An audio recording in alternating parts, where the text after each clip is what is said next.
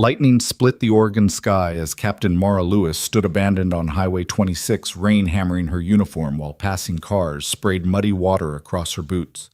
When Carpenter Ethan Cole's truck finally stopped, neither knew that this moment, this simple act of kindness in a storm, would lead to a knock on his door that would threaten everything he held dear. Sometimes the most life-changing encounters begin not with grand gestures, but with a stranger offering shelter from the rain. Stay with me until the end to discover how one rainy night transformed 3 broken lives into something beautiful. And please comment below which city you're watching from. I'd love to know how far this story has traveled. The storm had been building all day over the Cascade Mountains, gathering its strength like an army preparing for siege. By the time it reached the small town of Maple Hollow, Oregon, it had become a monster of wind and water, turning the evening commute into a treacherous crawl of red taillights and white-knuckled drivers. Ethan Cole gripped the steering wheel of his aged Ford F-150, squinting through the rhythmic sweep of windshield wipers that couldn't quite keep pace with the downpour. His 9-year-old son Noah sat beside him, nose pressed against the passenger window, watching the rain create rivers on the glass. "Dad, look," Noah said suddenly, pointing ahead. "Someone's walking." Through the sheets of rain, Ethan could make out a figure trudging along the shoulder of Highway 26.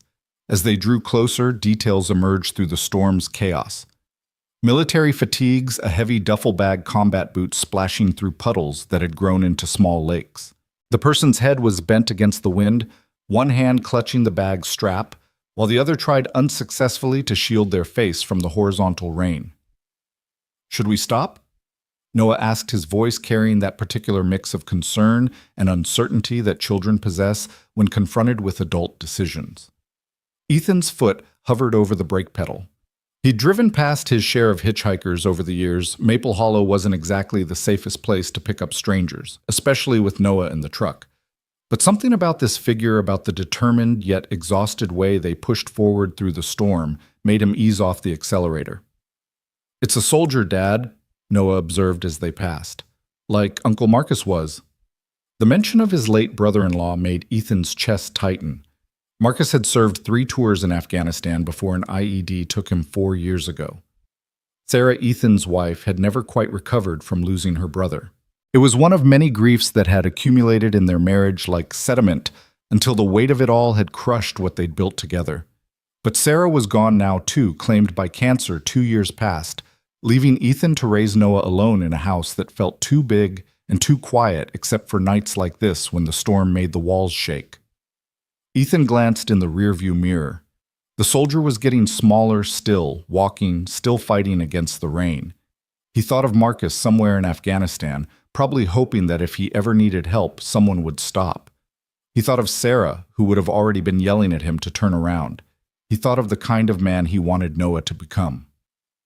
"Hold on, buddy," Ethan said, checking his mirrors before pulling a careful U-turn. The soldier didn't look up as the truck approached, didn't stick out a thumb or make any gesture asking for help. They just kept walking one foot in front of the other, as if the motion itself was the only thing keeping them upright. Ethan pulled alongside, slowly rolling down his window despite the rain that immediately began soaking his left side. "Hey!" he called out. "Need a ride?" The soldier stopped and turned, and Ethan saw her face clearly for the first time. She was younger than he'd expected, maybe early 30s, with dark hair plastered to her head and green eyes that held a weariness that had nothing to do with the walk. Her name tape read Lewis, and her rank insignia identified her as a captain. "I'm fine," she said, having to shout over the storm. "Thank you, though." "You're not fine," Ethan replied. "You're soaked through and it's getting dark. Where are you headed?" She hesitated, and in that moment of pause, Ethan saw something familiar. The look of someone who'd been self-sufficient for so long, they'd forgotten how to accept help. "Portland," she finally admitted. "Eventually. That's 40 miles in this weather. Come on, at least let me get you to the next town. There's a motel in Cedar Ridge about 10 miles up." Captain Lewis adjusted the duffel bag on her shoulder, and Ethan noticed how her hand trembled slightly. Exhaustion or cold, maybe both. "I don't want to impose," she said, but her voice had lost some of its initial resistance. "You're not imposing, I'm offering. There's a difference." Ethan leaned across Noah to push open the passenger door. Besides, my son here will think I'm a jerk if I leave you out in this. Noah nodded earnestly. It's true. I will. For the first time, Captain Lewis's expression softened slightly, almost approaching a smile. She looked at Noah, then back at Ethan, and something in her seemed to yield. All right, she said. Thank you. She walked around to the passenger side, and Noah scrambled over the center console to the small jump seat in the back, a space barely big enough for his 9-year-old frame, but which he claimed without complaint.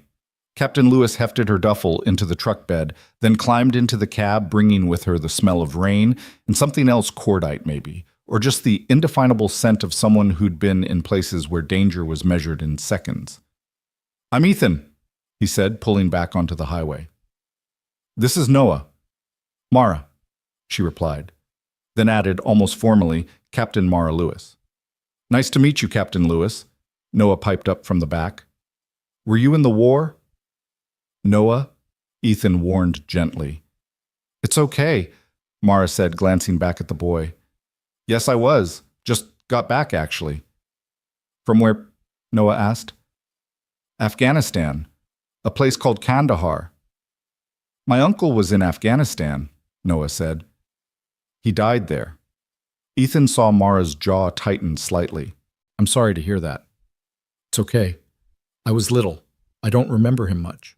Noah was quiet for a moment, then asked, Is that why you're walking in the rain, because you just got back? Mara turned to look out the window. Something like that. They drove in silence for a few minutes, the rain hammering the truck's roof, creating a percussive soundtrack to their thoughts. Ethan noticed Mara's hands in her lap, clenched, tight knuckles white.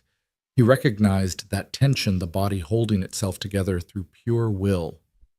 The motel in Cedar Ridge is decent, he offered, trying to fill the silence with something practical. Clean, reasonable rates. There's a diner attached that makes pretty good pie. Sounds fine, Mara said, but her voice was distant, as if she was somewhere else entirely. Lightning flashed, illuminating the forest on either side of the highway, turning the trees into skeletal shadows, for a brief moment before plunging them back into darkness. Noah made a small sound, not quite fear, but close to it. You okay back there, buddy? Ethan asked. Yeah, Noah said, though his voice suggested otherwise. Just loud. Storm's supposed to pass by morning, Ethan said, though he wasn't sure if he was reassuring Noah or Mara or himself. They were about 5 miles from Cedar Ridge when they saw the flashing lights. Traffic had come to a complete stop, a line of red taillights stretching into the distance. Ethan eased to a halt behind a minivan. Accident, probably, he muttered, turning on the radio to catch the traffic report. Highway 26 is closed between mile marker 47 and 52 due to a multi-vehicle accident. Oregon State Police are asking drivers to seek alternate routes. The closure is expected to last several hours. Ethan turned off the radio and sighed. Well, that's not good. Is there another way? Mara asked. Not to Cedar Ridge, not from here. He thought for a moment.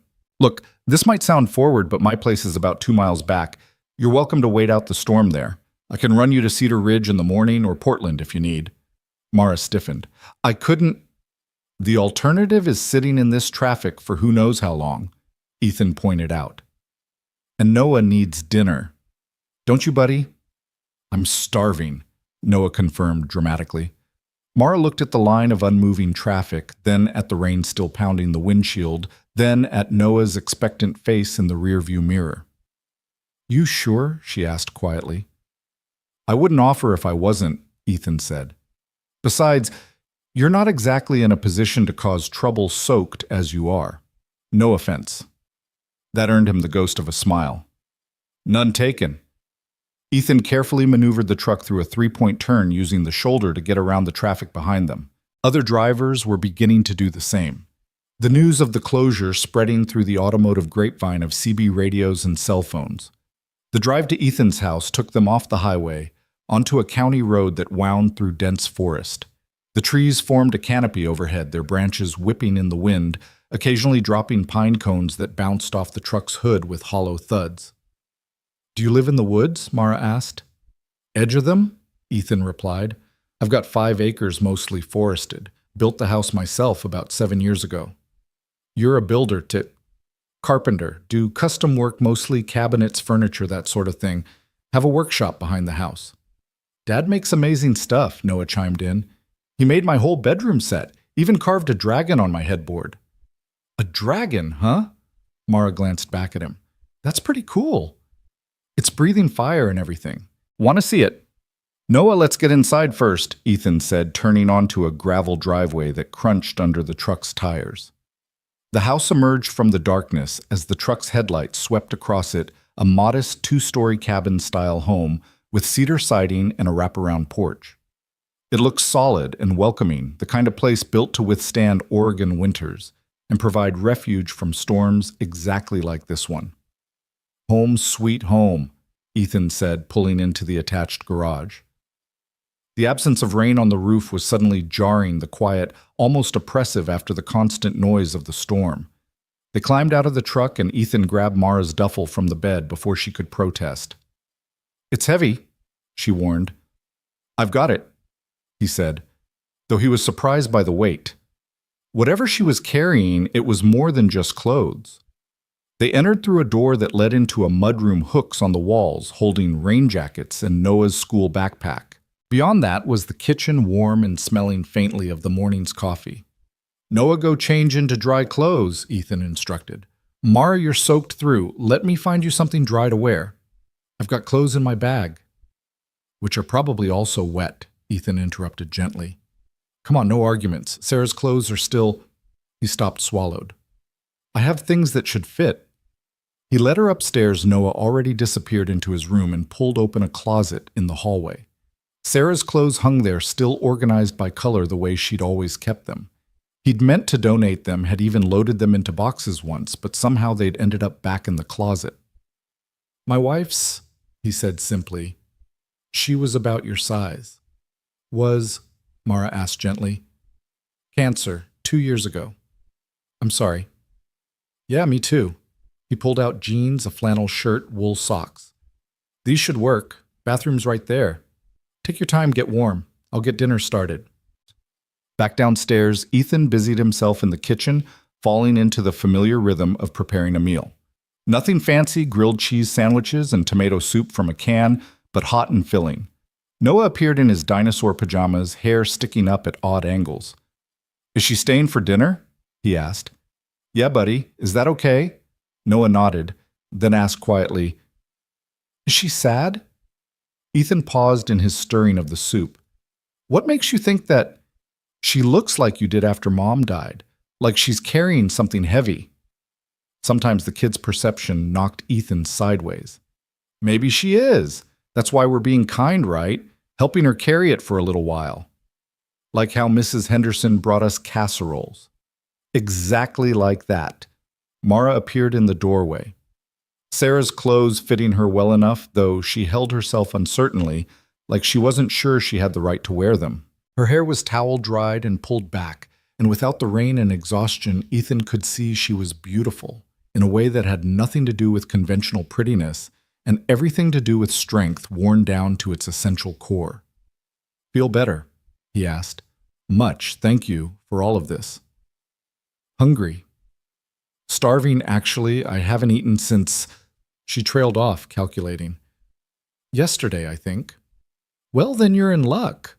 Noah and I are experts at grilled cheese.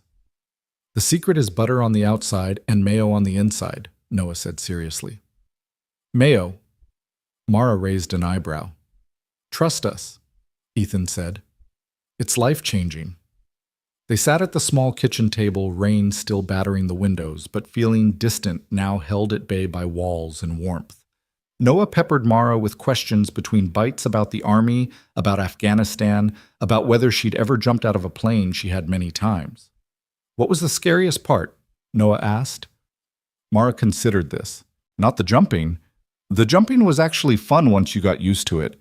The scary part was the landing not knowing what you'd find on the ground. But you kept jumping. Yeah, I did. Why? She looked at Noah thoughtfully. Because the person next to me was jumping too, and they were counting on me to be there when they landed.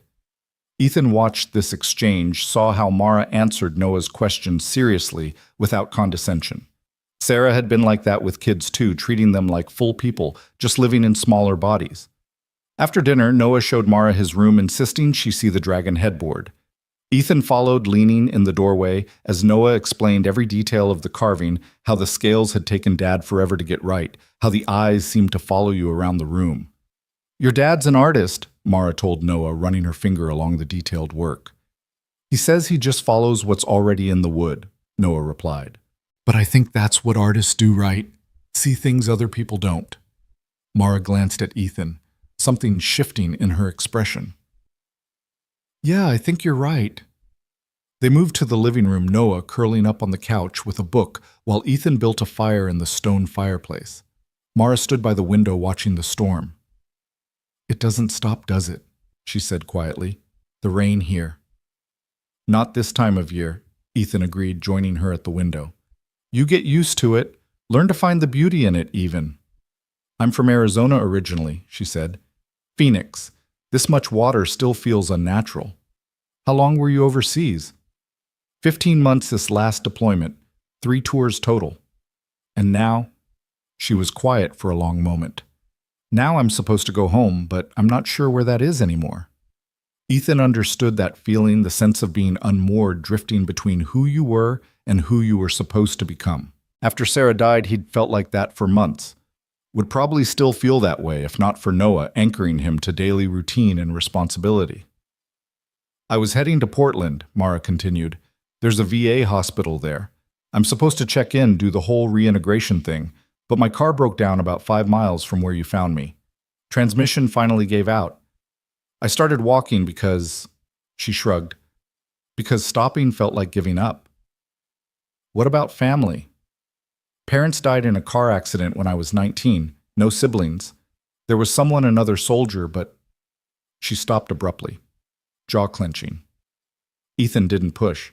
He recognized a wound too fresh to probe. Noah had fallen asleep on the couch, book open on his chest. Ethan covered him with a blanket, and Mara watched with an expression he couldn't quite read. "He's lucky to have you," she said. "I'm lucky to have him," Ethan corrected. "He's the one who got me through losing Sarah. Kids don't let you stop living, you know. They need breakfast and help with homework and stories at bedtime. They keep you moving forward even when you want to stop." Sarah was sick for a while. 8 months from diagnosis to... He trailed off. "It was aggressive. By the time they found it, there wasn't much to do but manage pain." "I'm sorry." "It's strange," Ethan said, moving to sit in the armchair across from the couch where Noah slept. "People always say that I'm sorry, and I never know how to respond. It's not their fault. It's not anyone's fault, really. It just is." Mara sat in the other chair, tucking her legs underneath her. "In Afghanistan, we had this medic, Tommy Reeves, 23 years old, from some tiny town in Kentucky. Kid could sing, had this beautiful voice used to sing old hymns while he worked on people. Kept them calm, you know." Ethan heard the past tense, knew where this was going. "IED hit our convoy 3 weeks ago. Tommy was in the lead vehicle. The singing stopped." She stared at the fire. "He was supposed to be going home 2 days later, had his flight booked and everything. His mom had planned this big welcome home party." "Were you close?" We were... She stopped, took a breath. "Yeah, we were close. Not supposed to be regulations and all, but over there rules about feelings seem pretty stupid when any day could be your last." "Did he know how you felt?" "I think so. I hope so. We never said it out loud, but there were moments. A look across the mess hall, his hand on mine, for just a second longer than necessary when passing equipment. We had this plan never spoken, but understood that when we got home, when I wasn't his CO anymore, we'd have coffee. Just coffee and see where it went from there." The fire crackled, sending sparks up the chimney. Outside, the storm continued its assault on the house, but inside felt separate from all that, a small pocket of warmth and safety. "The worst part," Mara continued, "is that I'm angry at him. Isn't that terrible? He's dead, and I'm angry because he left me to figure out how to come home alone. We were supposed to do it together, navigate all this." She gestured vaguely at the room, the normal world, together. "Anger's normal. Ethan said. I was furious at Sarah for months. How dare she leave me with a 7-year-old to raise alone? How dare she break her promise to grow old with me? It's not rational, but grief rarely is. When does it get better? It doesn't. Not really. It just gets different. You learn to carry it. Some days it's heavier than others, but you get stronger. Or maybe you just get used to the weight. They sat in comfortable silence, two strangers who'd found unexpected common ground in loss. Noah stirred on the couch, mumbling something about dragons in his sleep, and Ethan smiled. He has nightmares sometimes, Ethan said quietly. About Sarah. Wakes up crying for her, and there's nothing I can do but hold him and wait for it to pass. You're doing enough, Mara said. Trust me, just being there, that's everything. The fire had burned down to embers, the room growing cooler. Ethan stood, added another log, watched the flames catch and grow. You should stay tonight, he said. The roads will be dangerous and the motels will be booked with stranded travelers. I've got a guest room, clean sheets, private bathroom. No strings, no expectations, just a place to sleep. Mara looked like she wanted to protest that instinctive rejection of help rising again. But something, exhaustion maybe, or the simple human need for shelter, won out. Okay, she said.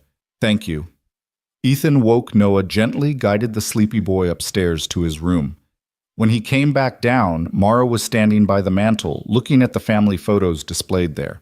She was beautiful, Mara said, indicating a photo of Sarah laughing at some long-forgotten joke her blonde hair caught in sunlight. She was, Ethan agreed, inside and out, one of those people who made everyone around her feel special. You know, Noah has her smile. And her stubborn streak. God help me when he hits teenage years.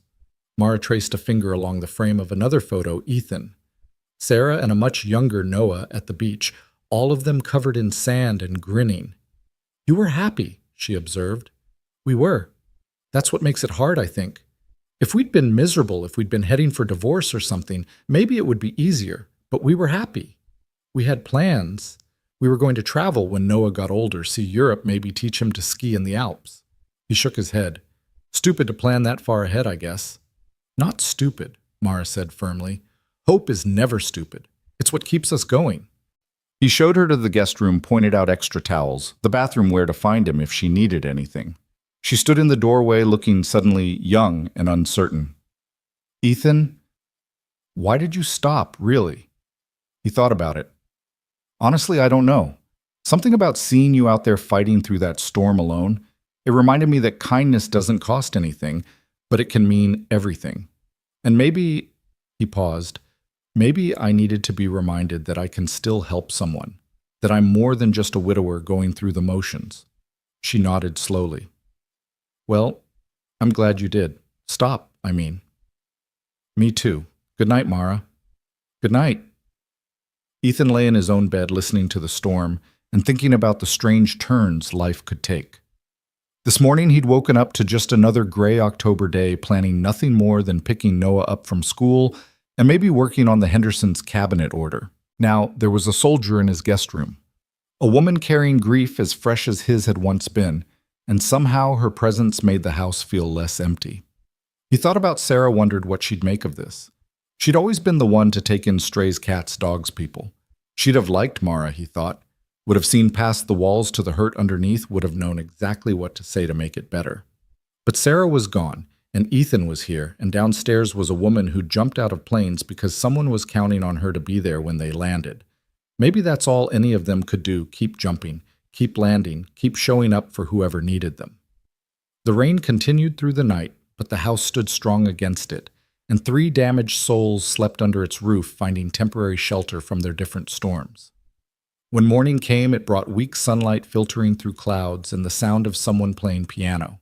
Ethan followed the music downstairs, finding Mara at the old upright in the corner of the living room, the one Sarah used to play.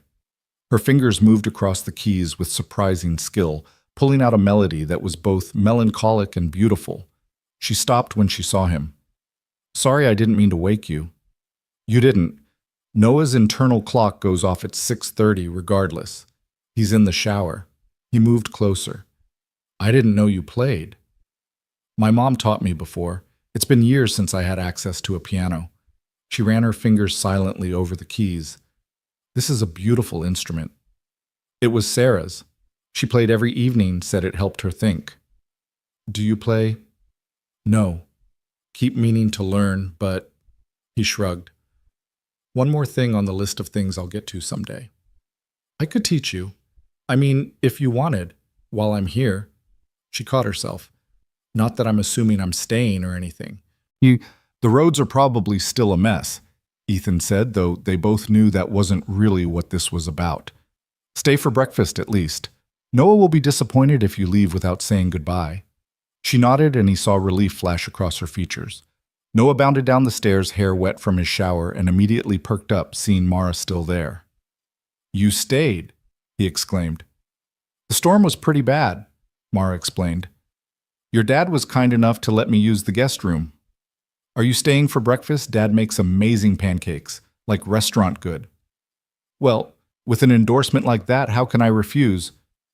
They fell into an easy rhythm in the kitchen, Ethan mixing batter while Mara set the table and Noah regaled them with stories from school about his best friend Jason, who could burp the alphabet, and their teacher Mrs. Patterson, who had a pet snake named Noodle. A snake? Mara asked, flipping pancakes with surprising expertise. In the classroom. It's actually cool, Noah said. We take turns feeding him and everything. Did you ever see any snakes in Afghanistan?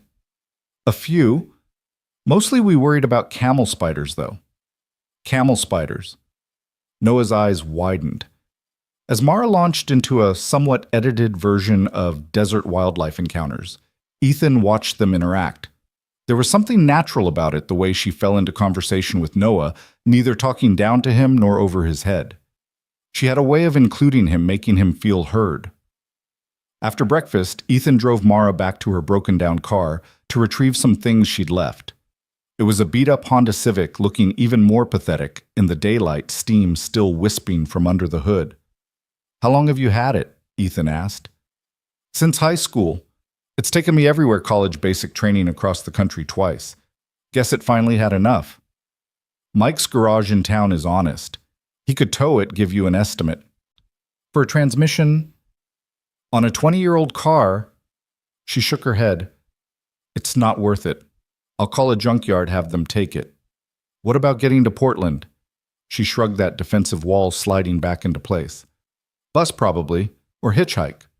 Or, Ethan said carefully, you could stay a few more days, figure out your next move without rushing. The guest room's not going anywhere. I can't impose. You're not. Look, I know we just met, but Noah likes you, and he doesn't warm up to people easily these days. And honestly, it's nice having another adult to talk to. The house has been too quiet. Mara looked at him for a long moment, and he could see her weighing options, calculating risks versus benefits, like the soldier she was. A few days, she finally agreed. Just until I figure things out. But a few days turned into a week, and neither of them mentioned her leaving. She fell into their routine like she'd always been there.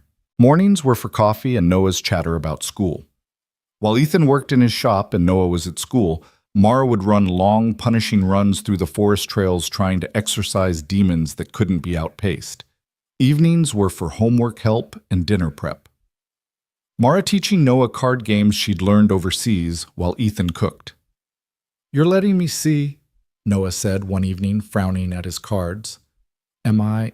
Mara asked innocently. Though Ethan saw her shift her hand slightly, you're doing it on purpose. Prove it, soldier. Noah giggled, and Ethan felt something in his chest loosen. He hadn't heard that sound enough lately. Later, after Noah was in bed, Ethan found Mara on the porch, wrapped in one of Sarah's old sweaters, staring out at the dark forest. Can't sleep? He asked, joining her on the bench. Habit. Over their night was when things happened. Your body learns to stay alert. How long before that goes away? I'll let you know. They sat quietly listening to the night sounds, wind in the trees, a distant owl, the creak of the house settling. I got a letter, Mara said suddenly. From Tommy's mother, forwarded from my unit. Have you read it? Can't bring myself to. What if she blames me? I was his CO. I was supposed to keep him safe. You were in a war zone, Mara. You couldn't control everything. But I should have. She stopped, took a shaky breath. The convoy route, I knew it was dangerous. Had requested an alternate path, but command said no. I should have pushed harder, should have refused.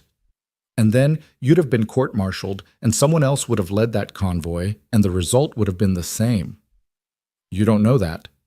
Neither do you. That's the hell of it, isn't it? The what-ifs. What if Sarah had gone to the doctor sooner? What if we'd tried different treatments? What if I'd been a better husband, given her more reasons to fight? He turned to look at her. We can what-if ourselves to death, but it doesn't change anything. Tommy's gone. Sarah's gone. We're here. That has to count for something. Mara pulled the letter from her pocket, worn from being handled, but still sealed. Would you stay while I read it? Of course. She opened it carefully, hands trembling slightly. Ethan watched her face as she read, saw her eyes fill with tears that she refused to let fall. She thanks me, Mara whispered. Says Tommy wrote about me in his letters, says I made him feel brave. She pressed a hand to her mouth. How could I have made him feel brave? He was the brave one. Maybe you made each other brave. Maybe that's how it works. She folded the letter carefully, tucked it back in her pocket. Then, surprising them both, she leaned into him just slightly, her shoulder against his. He didn't move, afraid to break whatever spell had allowed this moment of contact. Your wife was lucky, she said quietly, to be loved the way you loved her. Tommy was lucky too. They stayed like that until the cold drove them inside a fragile connection formed in the space between their respective griefs. The second week of Mara's stay brought an unseasonable warm spell to Maple Hollow, one of those false autumn springs that Oregon sometimes offered before winter set in properly. Ethan was in his workshop sanding a cabinet door for the Henderson order when he heard the piano again. But this time it wasn't just Mara playing Noah's voice, carried through the open windows, singing along to whatever melody she was teaching him. Ethan set down his sandpaper and moved quietly to the doorway between the shop and the house. Through the living room entrance, he could see them at the piano bench, Mara's hands guiding Noah's smaller ones across the keys while they worked through a simple version of Blackbird by the Beatles. See, you've got it, Mara encouraged, as Noah successfully completed a passage. Music is just patterns. Once you understand the patterns, you can play anything. Mom used to say that about cooking. Noah said, his fingers still moving across the keys. That recipes were just patterns, too. Your mom sounds like she was smart. She was. Dad says I get my brain from her, and my stubbornness from him. Mara laughed a real laugh that transformed her face. I'd say that's a pretty good combination. Will you teach me the song you were playing the other morning, the sad, pretty one? That's Chopin. It might be a little advanced for... Please, I learn fast. Ask Dad, I'm really good at learning things. Ethan heard Mara's soft sigh of capitulation. All right, but we start slow. First, you need to understand the emotional structure, not just the notes. Emotional structure. Music tells stories, Noah. This piece, it's about longing, about wanting something you can't have anymore. So when you play it, you have to feel that in your fingers. Like how I feel about Mom. There was a pause, and Ethan held his breath. Yes, Mara said gently. Exactly like that. The music holds those feelings for us when they're too big to carry alone. Ethan retreated to his workshop, not wanting to intrude on their moment. He tried to focus on his work, but his mind kept drifting to the woman in his living room, who'd somehow in just 2 weeks begun filling spaces he hadn't even realized were empty. That evening, after a dinner where Noah had excitedly demonstrated his new piano skills, Ethan's phone rang. The caller ID showed his in-law's number, and his stomach immediately clenched. I should take this, he said, stepping out onto the porch. Ethan. Richard's voice was cold formal. We need to discuss Noah. What about Noah? Patricia and I have been talking. We're concerned about his living situation. His living situation. He's living with his father in his home. What's to discuss? A father who's clearly struggling. Mrs. Patterson called Patricia yesterday, said Noah's been tired in class, distracted. He's 9 years old, Richard. Sometimes kids get tired. And this woman staying with you? The neighbors have noticed. Ethan's hand tightened on the phone. Mara is a friend who needed temporary help. Not that it's any of your business. Everything about Noah is our business. He's all we have left of Sarah. He's not a memorial Richard. He's a little boy. My little boy. We'll see about that. The line went dead. Ethan stood there staring at his phone, a cold dread settling in his stomach. He knew Richard and Patricia had been struggling with Sarah's death, knew they blamed him somehow for not saving her, but this felt different. This felt like a threat. When he went back inside, Mara took one look at his face and sent Noah upstairs to get ready for bed. "What's wrong?" she asked once they were alone. "Sarah's parents, they've never accepted her death. They think I should have done more, fought harder, found better doctors." "That's grief talking." "Maybe. But Richard just implied they might try to take Noah." Mara's expression hardened. "Can they do that?" "I don't know. I mean, legally, I'm his father, but they have money connections if they really wanted to make trouble."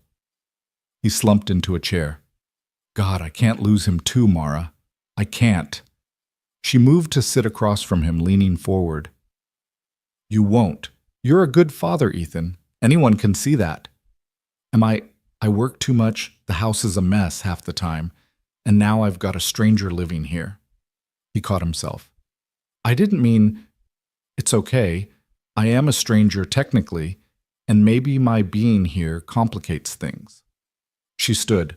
"I should go. Tomorrow. I don't want to cause problems for you." "No." The word came out sharper than he intended. "No, you're not the problem. They are. They've been circling since Sarah died, waiting for me to screw up. Well, I'm not giving them the satisfaction." Before Mara could respond, Noah appeared in his dinosaur pajamas. "Dad, is everything okay?" "Everything's fine, buddy. Just grown-up stuff." Noah looked between them, clearly unconvinced. "Is Mara leaving?" "Why would you think that?" Ethan asked. "Because she has that look. The same one she had that first night, like she's planning escape routes." Mara's eyes widened slightly. "You're too observant for your own good, you know that." "Mom used to say that too." Noah moved closer to her. "Please don't leave. Dad's happier since you've been here. He actually laughs at dinner instead of just pretending to." Ethan felt his face heat. "Noah, it's true. And you're teaching me piano, and you actually know how to help with my math homework, and you make Dad remember to eat lunch when he's working." Noah turned his earnest gaze on Mara. "We need you." The silence stretched out heavy with things unsaid. Finally, Mara knelt down to Noah's level. "How about this? I promise I won't leave without saying goodbye. No sneaking away in the night. Deal." Noah considered this, then stuck out his pinky. "Pinky promise." Mara linked her pinky with his solemnly. "Pinky promise." After Noah was tucked in, Ethan found Mara in the garage examining his truck. "Planning your escape?" he asked, trying to keep his voice light. "Checking your oil. When's the last time you had this serviced?" "I don't know, 6 months ago maybe?" She shook her head. "You're overdue. I'll change it tomorrow." "You don't have to." "I know I don't have to." She closed the hood. "I want to. It's something I can do, something concrete. Over there, everything had a purpose. You know, every action mattered. Here, I feel like I'm just drifting." "You're healing. That matters." "Does it?" "Because from where I'm standing, it feels like I'm hiding. From the VA, from Tommy's family, from figuring out what comes next. Maybe hiding and healing look the same from the inside." She leaned against the truck, studying him. "You ever think about what comes next for you after the grief, I mean?" "Honestly, I try not to think past next week. It's easier that way."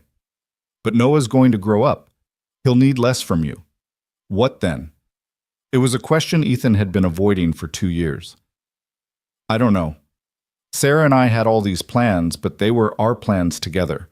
I don't know how to make new ones alone." "You're not alone. You have Noah." "That's different." "Is it?" They stood there in the dim garage, two people who'd lost their futures trying to figure out how to build new ones from the wreckage. The next morning brought rain again, a steady drizzle that turned the world gray. Ethan was preparing to leave for a client meeting when his phone rang. It was Jason's mother asking if Noah could come over after school for a playdate.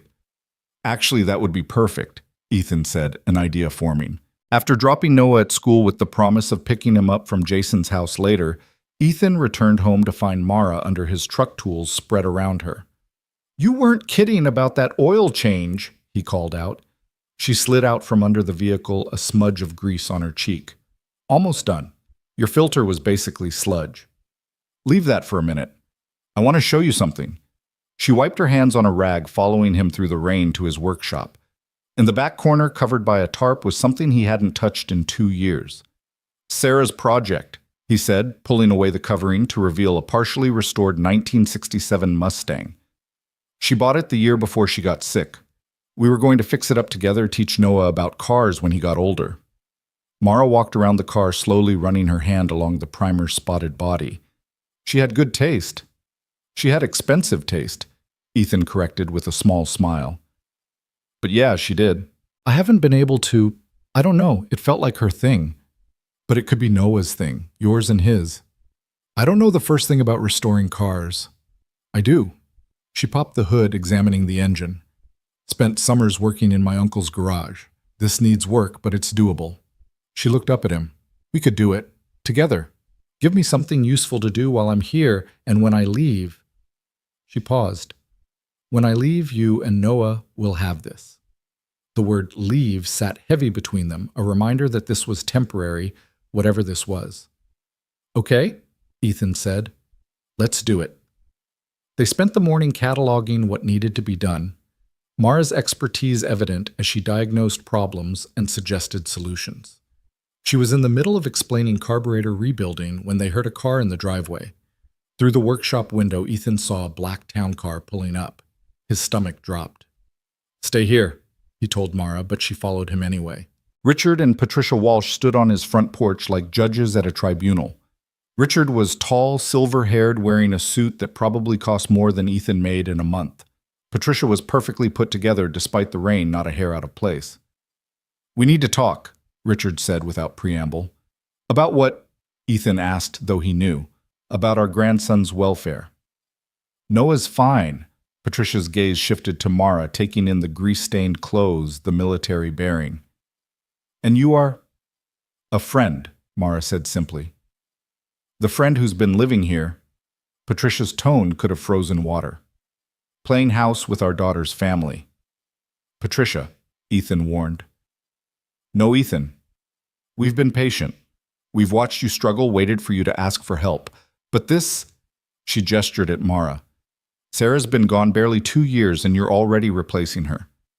Nobody's replacing anyone, Ethan said, anger rising. Mara needed help. I offered it. That's what decent people do. Decent people don't move strangers in with their children, Richard said. We've spoken to a lawyer. The words hung in the air like a threat. A lawyer? Ethan's voice was dangerously quiet. For what? Custody. We believe Noah would be better off with us. Over my dead body. It doesn't have to be contentious, Patricia said, trying for reasonable. We have resources, stability, the best schools opportunities you could never provide. I provide him love. I provide him consistency. I'm his father. A father who's clearly overwhelmed. Richard set his gaze again, finding Mara. Making questionable decisions. Mara stepped forward. With all due respect, sir, you don't know what you're talking about. I've been here 2 weeks, and in that time, I've seen a father who makes his son breakfast every morning, helps with homework every night, and builds dragon headboards because his kid asked. I've seen a man working himself to exhaustion to keep his son's life stable. If that's not good parenting, I don't know what is. Richard's face reddened. And who exactly are you to judge? Someone who knows what it looks like when people step up and when they step back. Ethan's stepping up, every single day. What are you doing besides threatening him? Patricia clutched her pearls literally. How dare you? I dare because I've seen what happens to kids who get caught in adult crossfire. You want to honor your daughter's memory? Support the family she chose, the man she loved, the father of her child. Don't tear it apart because you're angry she's gone. The silence was deafening. Finally, Richard spoke, his voice cold. We'll be in touch. They left in their expensive car, and Ethan sagged against the porch railing. They're really going to do it, he said. They're going to try to take him. Then we fight, Mara said. She met his gaze steadily. You helped me when I needed it. Let me return the favor. That afternoon, while Noah was still at Jason's house, they sat at the kitchen table with Ethan's laptop, researching custody law in Oregon. Mara had made coffee, strong and black, and was taking notes in neat, military-precise handwriting. Okay, she said. From what I'm reading, grandparents can petition for custody, but they have to prove you're unfit. Being a single parent isn't enough. They'd need evidence of neglect or danger. Which I haven't done. No, but they'll try to make normal things look bad. You work long hours, neglect. Noah's tired in class, neglect. You have a woman staying here, inappropriate environment. So what do? Document everything. Every school event you attend, every meal you make, every homework session. Create a paper trail of good parenting. She paused. And maybe I should find somewhere else to stay. No. He reached across the table, almost touching her hand before pulling back. You leaving now would look like I had something to hide. Besides, Noah would be devastated. And you? He met her eyes. I'd be devastated too. The admission hung between them, raw and honest. Before either could respond, Ethan's phone buzzed. It was a text from Jason's mom saying Noah wasn't feeling well and asking him to come pick him up. They drove together, Ethan's worry evident in his white-knuckled grip on the steering wheel. They found Noah on Jason's couch, pale and quiet. Hey, buddy, Ethan said, feeling Noah's forehead. What's wrong? My stomach hurts, Noah said in a small voice. When did it start? Mara asked her medic training, evident in the professional way she checked his pulse. After lunch, we had pizza, and then Noah's face crumpled. Grandma and Grandpa were at school. Ethan's blood ran cold. What do you mean they were at school? They came at lunch. Said they wanted to take me out for food, but Mrs. Patterson said they weren't on the approved list. Grandpa got really mad. He said things about you, Dad. Mean things. Oh, buddy. Ethan pulled Noah into his arms. I'm so sorry. Are they going to take me away? Noah's voice was muffled against Ethan's shirt. I heard them talking to Mrs. Patterson about custody. I don't want to live with them. They don't even let me play inside. Everything in their house is breakable. Nobody's taking you anywhere, Ethan said firmly. You're staying right here with me. And Mara. Noah peeked out at her. As long as you want me, Mara said softly. They drove home in silence, Noah curled in the back seat. Once there, Ethan carried him inside despite Noah's protest that he was too big to be carried. Sometimes we all need to be carried, Ethan told him, settling him on the couch with a blanket and ginger ale. While Noah rested, Mara called the school. Her military authority voice in full effect as she spoke to the principal about the incident and the importance of maintaining the approved pickup list. Ethan listened to her defend his family like they were her unit, and something shifted in his chest, a recognition of possibility he hadn't felt in 2 years. That evening, after Noah had eaten some soup and regained his color, they all sat in the living room. Noah was teaching Mara a card game he'd learned at school, while Ethan pretended to read, actually watching them over his book. Mara, Noah said suddenly, were you scared in the war? All the time, she answered honestly. But you still went. Being brave doesn't mean you're not scared. It means you do what needs to be done despite being scared. Like Dad taking care of me even though he's sad about Mom. Mara glanced at Ethan. Exactly like that. Are you sad about someone too? Yes, someone very important to me. Noah considered this. Maybe that's why you found us. Mom used to say people who need each other have a way of finding each other. Your mom sounds like she was very wise. She was. She would have liked you. You're tough like she was. She pretended she wasn't, but when she got sick, she was the bravest person I knew. Ethan had to leave the room, then standing on the dark porch and breathing through the wave of grief and something else, something that felt dangerously close to hope. Mara joined him a few minutes later. He's setting up another game. I'm apparently not challenging enough. He's too smart for his own good. He gets that from both his parents, I think. They stood shoulder to shoulder looking out at the darkness. I called a friend from my unit today, Mara said. She works at the VA in Portland now. Says she can get me in next week for evaluation. Ethan's chest tightened. That's good. That's what you need to do. Is it? You have to deal with your trauma, Mara. It won't just go away. I know. But I also know that being here with you and Noah, it's helping in ways I didn't expect. I sleep through the night here. I don't jump at every sound. For the first time since Tommy died, I can imagine a future that isn't just about surviving the next day. What kind of future? She turned to look at him. I don't know yet, but for the first time I want to find out. Before Ethan could respond, Noah called from inside, demanding Mara's return for the rematch. She squeezed Ethan's shoulder as she passed a brief touch that burned through his shirt. Later that night, after Noah was asleep, they sat at the kitchen table again this time, with a glass of wine, each the first time either had drunk since Mara arrived. Tell me about Tommy, Ethan said. Not how he died, how he lived. Mara smiled a real smile that transformed her face. He was ridiculous. 23 going on 12 sometimes. He'd organized these elaborate pranks on the other units, nothing mean, just silly. Once he managed to fill the lieutenant's tent with balloons. In Afghanistan. Where did he even get balloons? Sounds like someone Noah would like. They would have been friends, I think. Tommy had that same curiosity about everything.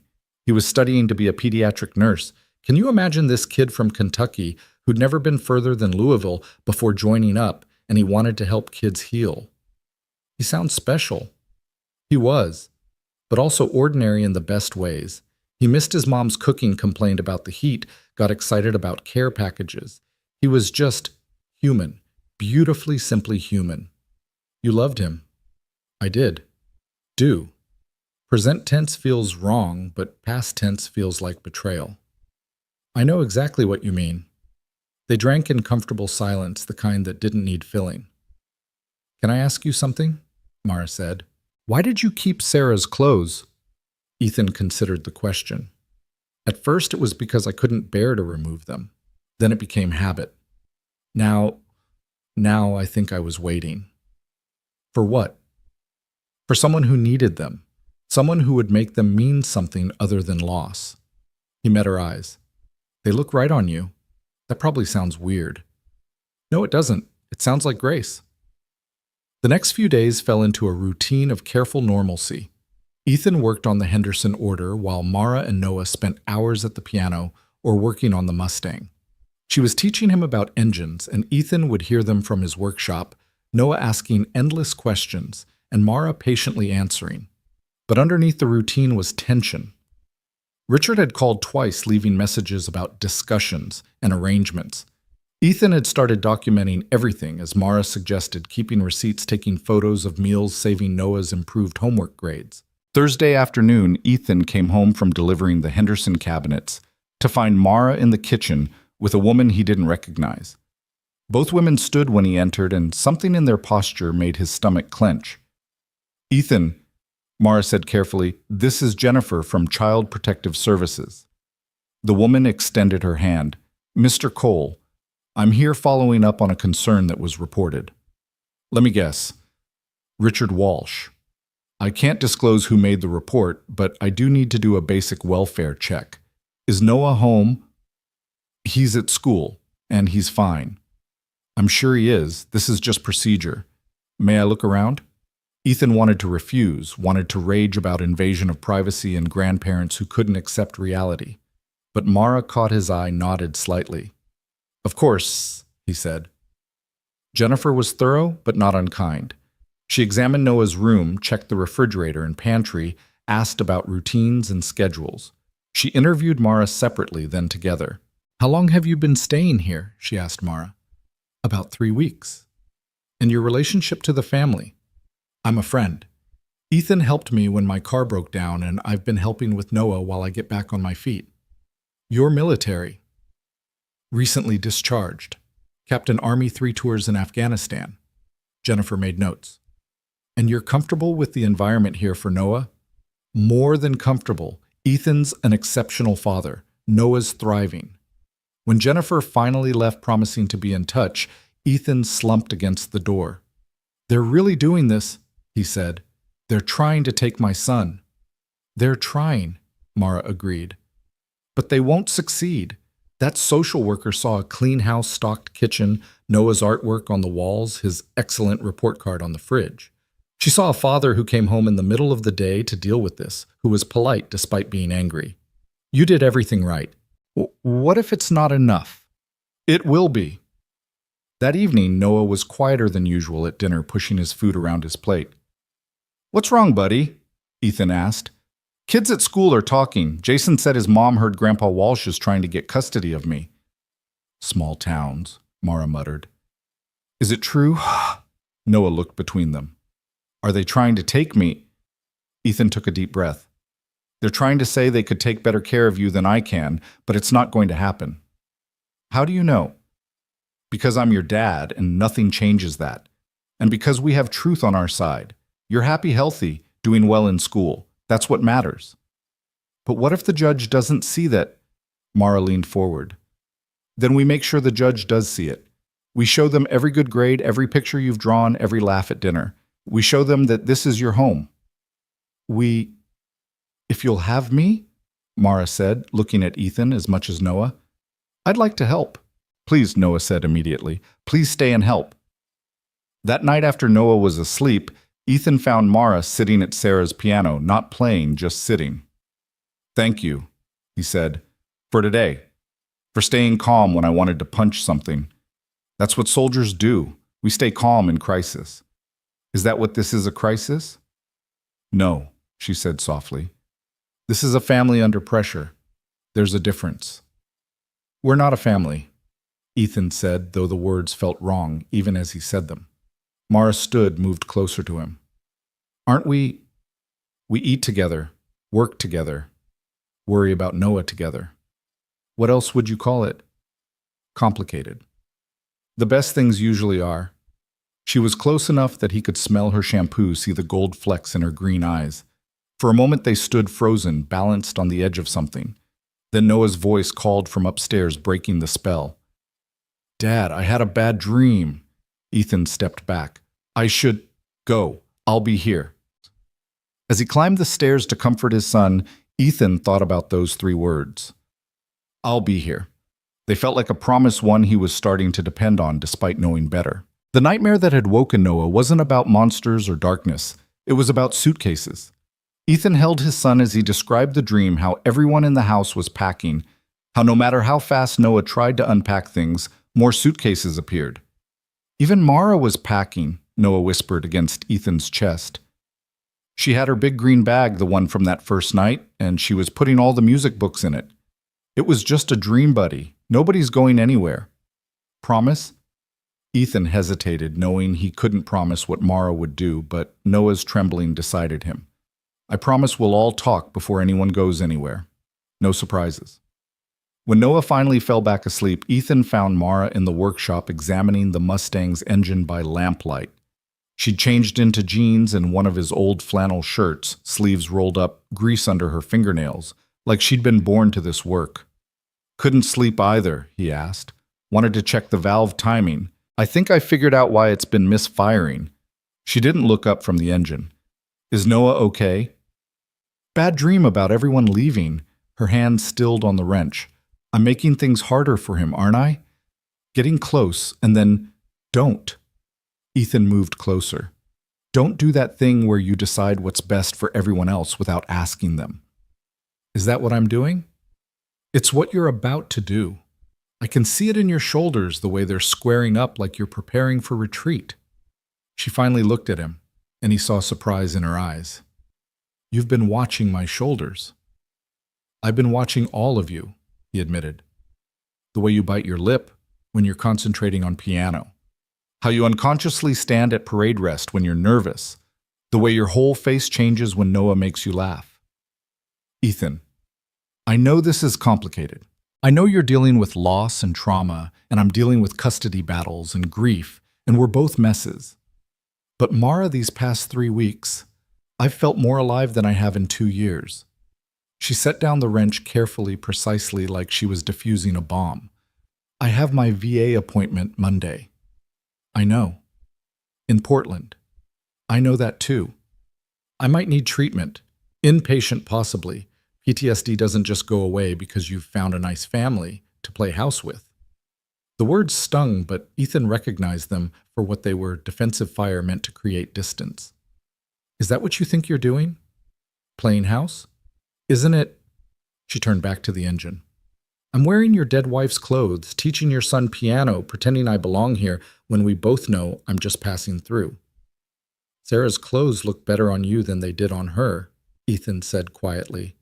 She would have said so herself. She had no hips, always complained about it. And you're not teaching Noah piano, you're giving him a way to process his grief that I never could. As for belonging, he touched her shoulder, gently felt her tense, then slowly relax. Maybe belonging isn't about permanence. Maybe it's about being present when it matters. She turned to face him fully, and in the dim workshop light, he could see tears she wouldn't let fall. I don't know how to do this. Do what? Care about people again. Every time Noah smiles at me, every time you bring me coffee without me asking, every time I feel safe here, it terrifies me, because I know how quickly it can all disappear. One IED, one diagnosis, one phone call, and everything changes. But that's always true, Ethan said. Sarah and I thought we had 40 years ahead of us. Tommy's mom thought she'd see him at Christmas. The only guarantee is right now. Is that supposed to be comforting? It's supposed to be honest. She laughed short and sharp. You know what Tommy told me once? He said the worst part about being in a war zone wasn't the danger, it was knowing that life was happening without him back home. His sister had a baby he'd never met. His dad sold the hardware store he'd grown up in. His ex-girlfriend got married. He said sometimes he felt like a ghost haunting the edges of a life he used to have. Is that how you feel? I did, until I knocked on your door and Noah asked if I'd escaped from somewhere, and you gave me soup that tasted like hope. She wiped her hands on a rag, leaving new grease stains. I don't feel like a ghost here. I feel real. Too real. Real enough to hurt when I leave. Then don't leave. It's not that simple. Isn't it? Before she could answer, headlights swept across the workshop windows. It was past midnight. No one should be coming by at this hour. They both tensed Mara's hand unconsciously, moving to her hip, where a weapon would have been. Ethan recognized the car. It was Mike from the garage, which made no sense at this hour. Mike got out, and even from a distance, Ethan could see his agitation. Ethan? Thank God you're up. I need to talk to you. They met him at the workshop door. Mike looked between them, took in their closeness, but didn't comment. What's wrong? Ethan asked. Richard Walsh came by the shop today. Started asking questions about that broken-down Honda on Highway 26, wanting to know whose it was, how long it had been there. Then he started asking about her. He nodded at Mara. Wanted to know if she had a record, if the car was stolen, if I'd run any background checks. What did you tell him? Mara's voice was steady, but Ethan saw her hands clench. Nothing. Told him it was none of his damn business. But Ethan, he's digging, and he's got that lawyer with him taking notes. They're building something. Building what? Ethan asked, though he already knew. A case. They're going to paint Mara as some dangerous drifter you've irresponsibly led into Noah's life. Mike looked apologetic. I just thought you should know, and maybe get your own lawyer. After Mike left, they stood in the workshop in silence. Finally, Mara spoke. I should go, tonight, before they can use me against you. No. Ethan, be practical.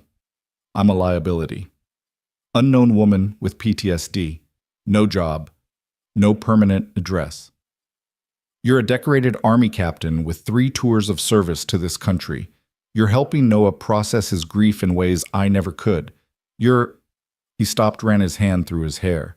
You're the first person who's made this house feel like home since Sarah died. That won't matter to a judge if Richard spins it right. Then we don't let him spin it. Ethan pulled out his phone. Sarah's cousin is a family lawyer in Eugene. It's time I called her. It's past midnight. Then she'll know it's serious. The next morning brought rain and a phone call from Jennifer at CPS. She wanted to schedule a follow-up visit this time when Noah would be home. The appointment was set for Tuesday, right after Mara's VA appointment. I won't be here, Mara said after Ethan hung up. The appointment could take all day. Then we reschedule. No, this is more important. Show them stability. Show them Noah's routine isn't dependent on me being here. But Noah had overheard. You're leaving on Tuesday. Just for the day, Mara assured him. I have a doctor's appointment in Portland. For your war stuff. She blinked at his directness. Yeah, for my war stuff. Will they fix you? Noah? Ethan warned, but Mara held up a hand. I'm not broken, Noah. Just hurt. And sometimes hurt takes time to heal. Like how Dad still hurt about Mom.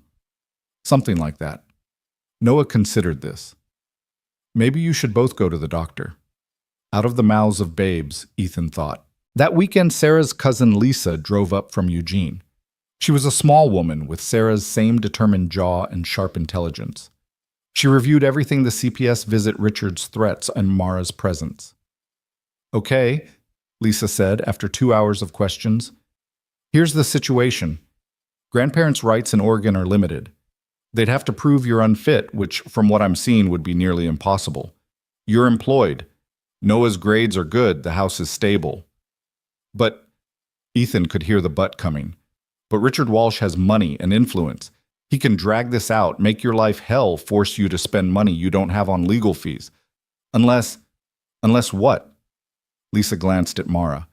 Unless you present such a strong front that he realizes he can't win.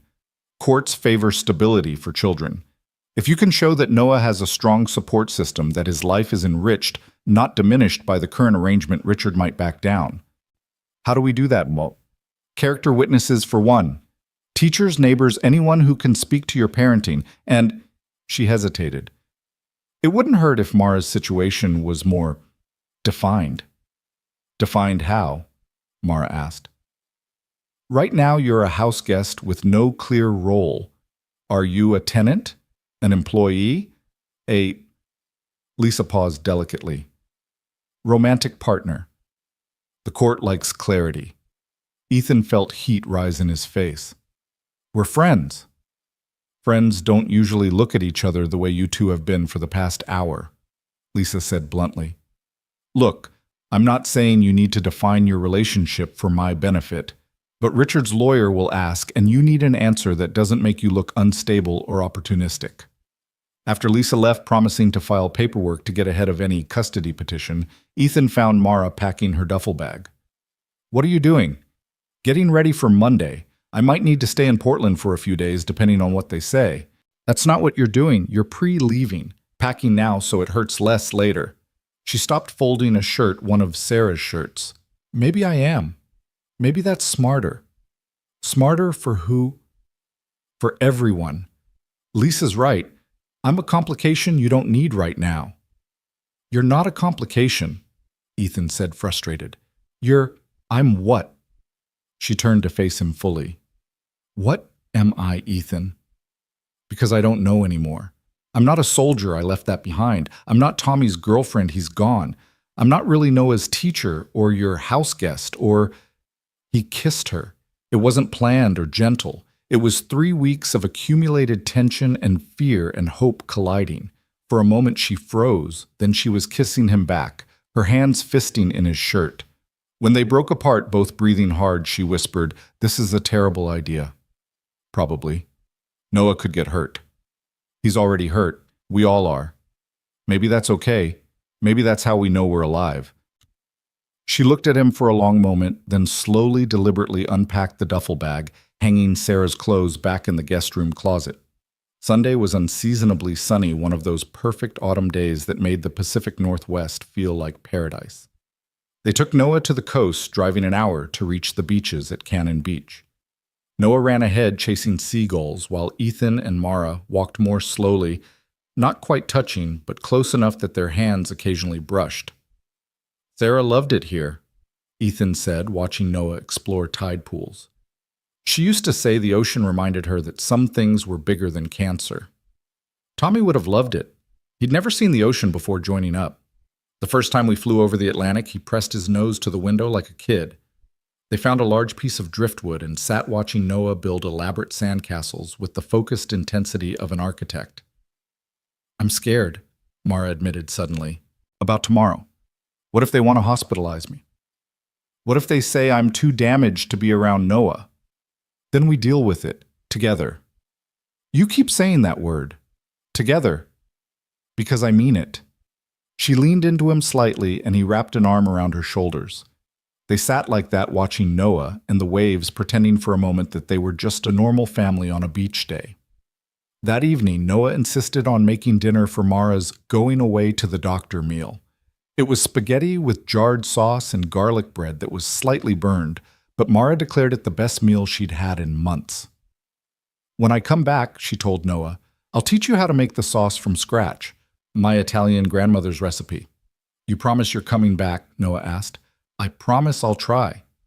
That's not a real promise. Mara looked at Ethan, then back at Noah. Okay, I promise I'm coming back, even if it's just to teach you about sauce. That night after Noah was asleep, Ethan found Mara on the porch looking at the stars. Can't sleep. Thinking about Tommy. He loves stars. Said they were the same ones his family saw in Kentucky, made him feel connected. She paused. I need to visit his grave. His mom asked me to in her letter. I've been putting it off. Where is it? Arlington. His mom wanted him somewhere official, somewhere that acknowledged what he gave. We could go, all of us. Make a trip of it. She turned to look at him. You'd do that? Mara, I'd do pretty much anything for you at this point. I thought that was obvious. Nothing about this is obvious. We barely know each other. I know you take your coffee black but add sugar when you're stressed. I know you play piano when you can't find words for what you're feeling. I know you check on Noah 3 times every night, adjusting his blankets. I know you're brave and broken and beautiful, and you make me want to be better than I am. But Ethan, I know it's too fast and too complicated and probably doomed, but I also know that when you're here, the house feels alive again. When you laugh, Noah lights up. When you look at me, I remember who I was before grief made me small. She was crying now, silent tears that caught starlight. I don't know how to be what you need. You already are. Just by being here. Just by being you. He pulled her close, and she let him, her face pressed against his chest, his chin resting on her hair. They stayed like that until the cold drove them inside. Monday morning came too soon. Mara was dressed in her uniform the first time she'd worn it since arriving. It transformed her, made her look official and distant. Why the uniform? Noah asked over breakfast. Sometimes it helps to remember who you were when you're trying to figure out who you're becoming, she said. That doesn't make sense. It will when you're older. Ethan drove her to Portland, the truck feeling empty with just the two of them. They didn't talk much, both lost in their own concerns about what the day would bring. The VA hospital was a massive complex, impersonal and intimidating. Ethan walked her to the entrance, wanting to go in with her, but knowing this was something she had to do alone. I'll be here, he said, however long it takes. You don't have to wait. I want to. Besides, I brought work. He indicated his laptop bag. I can design cabinets anywhere. She kissed him then, quick and fierce in full view of everyone. For luck, she said, and walked through the doors before he could respond. The waiting was agony. Ethan tried to work but found himself staring at the entrance, willing her to emerge. He called to check on Noah, who was at school, called Lisa about the custody paperwork, called Mike about the Mustang parts they'd ordered. Finally, after 4 hours, Mara emerged. She looked exhausted, but somehow lighter, like she'd set down something heavy. How was it? He asked, taking her hands. Hard. Really hard. But good, I think. She showed him a prescription bag and appointment card. Medication for the nightmares and anxiety. Weekly therapy appointments. They wanted to admit me, but I convinced them outpatient would work if I had a stable environment. And do you have a stable environment? She looked at him. Really looked at him. Yeah, I think I do. On the drive home, she told him about the session, how she'd finally talked about Tommy's death in detail, about the guilt of surviving when he didn't, about the anger at the war, at the army, at God, about the fear that she'd never feel whole again. The doctor said something that stuck with me, she said. She said trauma doesn't have to define us, but pretending it doesn't exist doesn't make it go away. We have to integrate it, make it part of our story without letting it be the whole story. Sounds wise. Sarah would have said the same thing, I think. Yeah, she would have. They pulled into the driveway to find a familiar black town car parked there. Richard and Patricia were on the porch with Jennifer from CPS and a man in a suit who could only be their lawyer. "Stay calm," Ethan murmured to Mara. "We knew this was coming." Noah was there too, standing in the doorway looking small and frightened. When he saw them, he ran to Ethan, throwing his arms around his father's waist. "They made Mrs. Patterson let them take me out of school," he said, voice muffled against Ethan's shirt. "They said it was important." "It's okay, buddy. Everything's okay." Richard stepped forward. "We need to talk. Inside." The meeting was a carefully orchestrated ambush. Richard's lawyer, a sharp-faced man named Brennan, laid out their concerns in clinical detail. Ethan's work schedule, the recent CPS visit, and especially Mara's presence. "An unknown woman with admitted PTSD living in the home," Brennan said. "Surely you can see how concerning that is." "Captain Lewis is a decorated veteran," Ethan countered, "and a friend who's been helping with Noah." "Helping how exactly?" Patricia asked. "Because from what we've seen, she's confusing him. He calls her his teacher. His friend says she's staying forever. What happens when she leaves? How much more loss can that child take?" "I'm right here," Noah said suddenly. "Stop talking about me like I'm not here." Everyone turned to look at him. "I know Mara might leave. I know Dad's sad about Mom. I know you think Dad can't take care of me. But you're wrong." His voice was shaking but determined. "Dad makes me breakfast every day. He helps with homework even when he's tired. He built me a dragon bed and tells me stories and never misses my school stuff. And Mara makes him smile, real smiles, not the fake ones he's been doing. She teaches me piano and helps with math and makes Dad eat lunch. She makes us better." "Noah," Richard started, but Noah wasn't finished. "You want me to live with you because you miss Mom, but I'm not Mom. I'm me, and I want to stay here, with Dad, and with Mara if she wants to stay. This is my home. This is my family." The silence was deafening. Finally, Jennifer spoke. "Mr. Walsh." "Mrs. Walsh, I've done 2 evaluations now. I see no evidence of neglect or danger. What I see is a child who's grieving but stable, a father who's doing his best, and a support system that's helping them both heal." "But," Patricia started. "I'll be recommending no further action," Jennifer continued. "If you pursue custody, my report will reflect that." Richard's face went red. "This isn't over." "Yes, it is," Mara said quietly. Everyone looked at her. "You're not angry about Noah's living situation. You're angry that your daughter is gone and you need someone to blame. I understand that. I've been angry too, but targeting Ethan won't bring Sarah back. It'll just hurt the people she loved most." "You didn't know her," Patricia said, tears starting. "No, but I know her son. I see her in his kindness, his curiosity.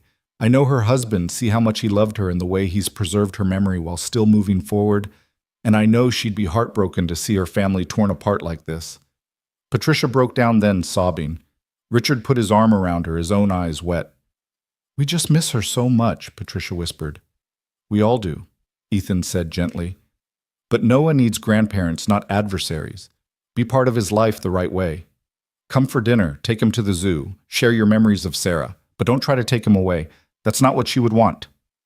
It took another hour of discussion, tears, and tentative agreements, but eventually the Walshes left with a promise to call about dinner next week.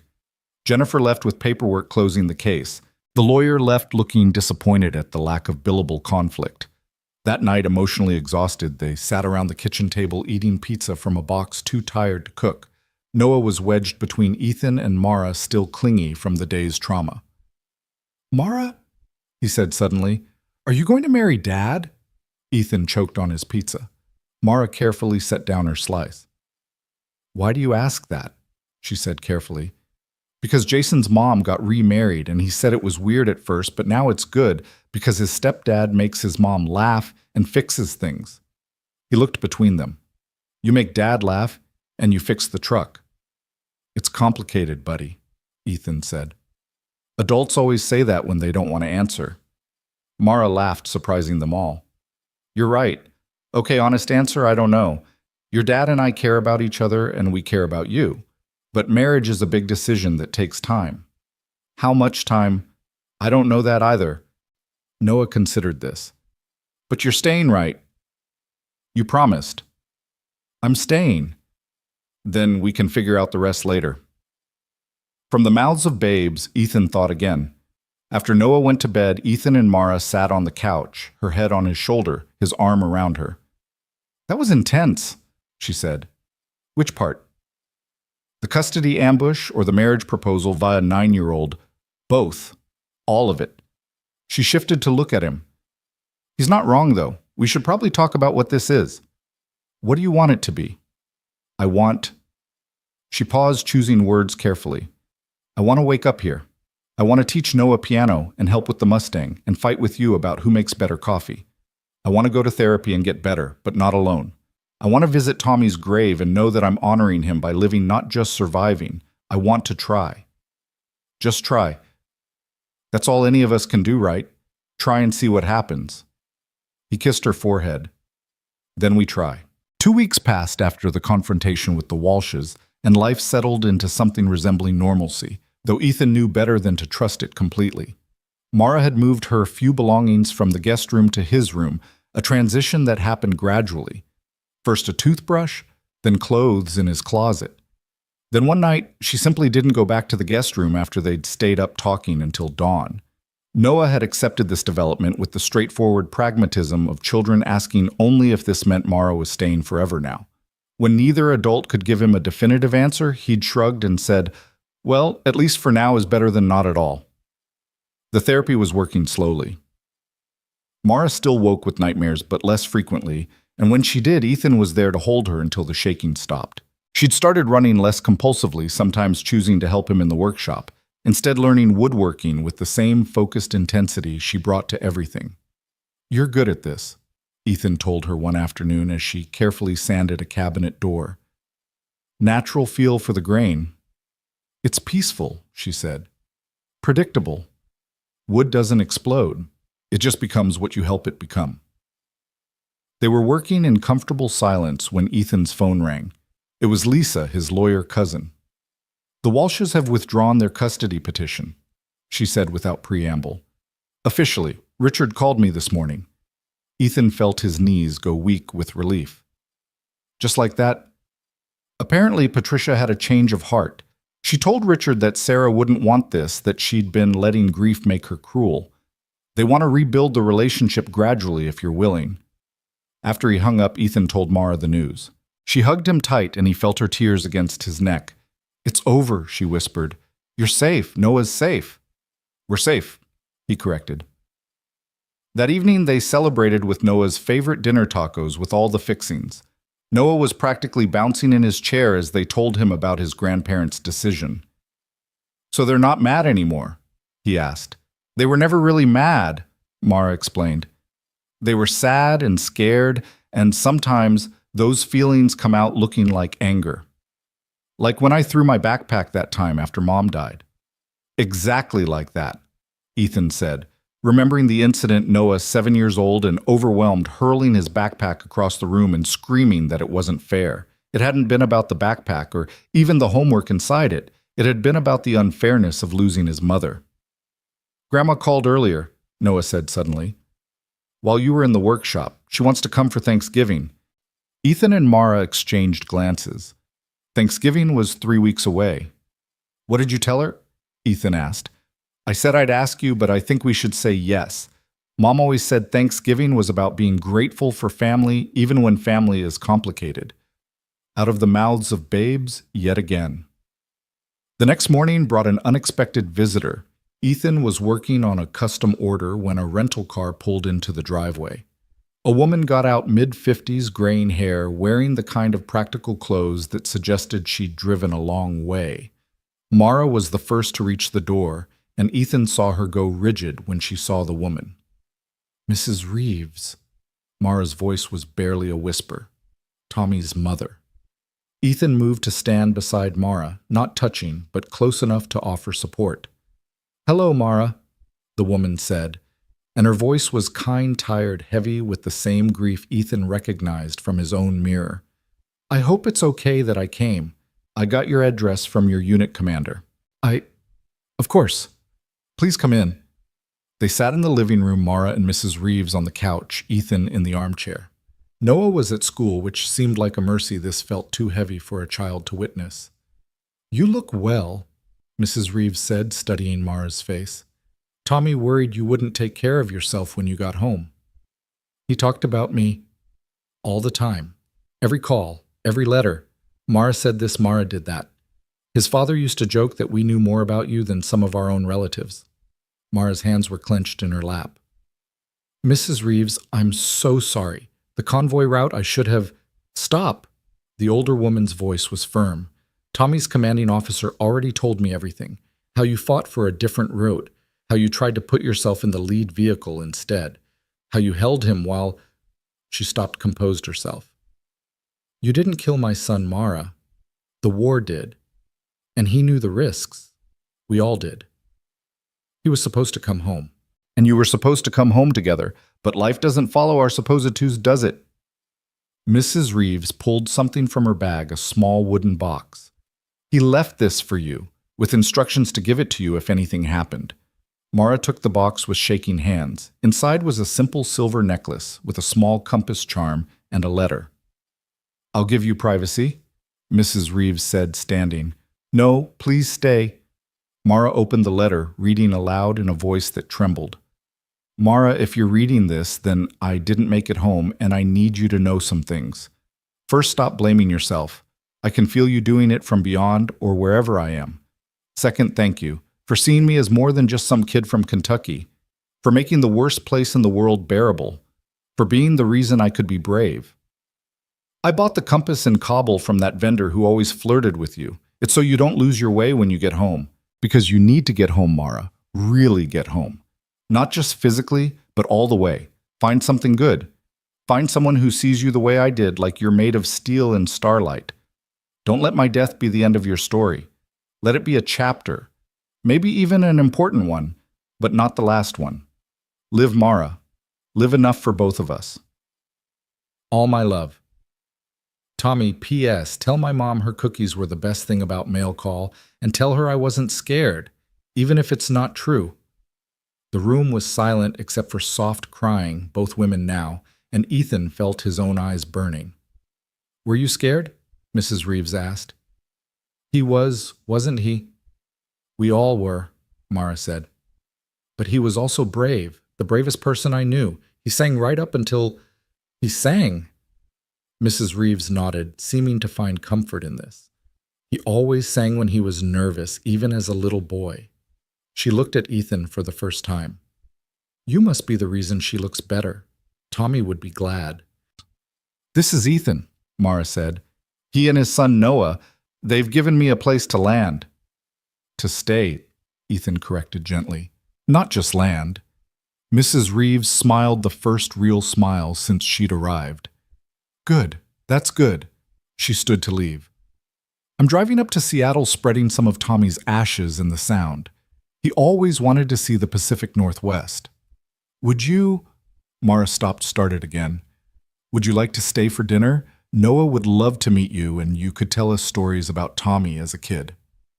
"I'd like that," Mrs. Reeves said. That evening became one of those unexpected gifts that emerge from grief.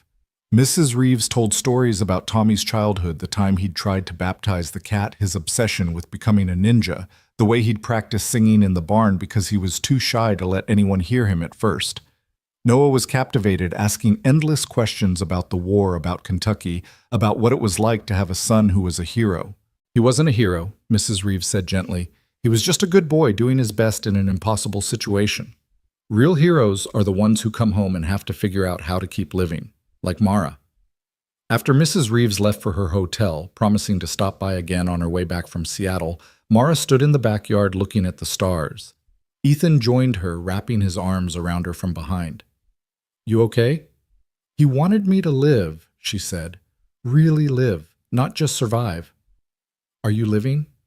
She turned in his arms to face him. "I'm starting to, I think. This place you and Noah, it's giving me reasons to want tomorrow to come. Just tomorrow. Next week, too. Maybe even next month." She touched his face gently. "Is it wrong that I'm starting to be happy? It feels like betrayal sometimes being okay, when Tommy can't be. Sarah and I had this conversation once during chemo. She made me promise to fall in love again if she died. I told her that was morbid, but she said the only thing worse than her dying would be if her death killed my ability to love. She said grief shouldn't be a life sentence. Smart woman. She would have liked you. She would have loved that you're teaching Noah music, helping him process his feelings. She would have... He paused, throat tight. She would have chosen you for us, I think.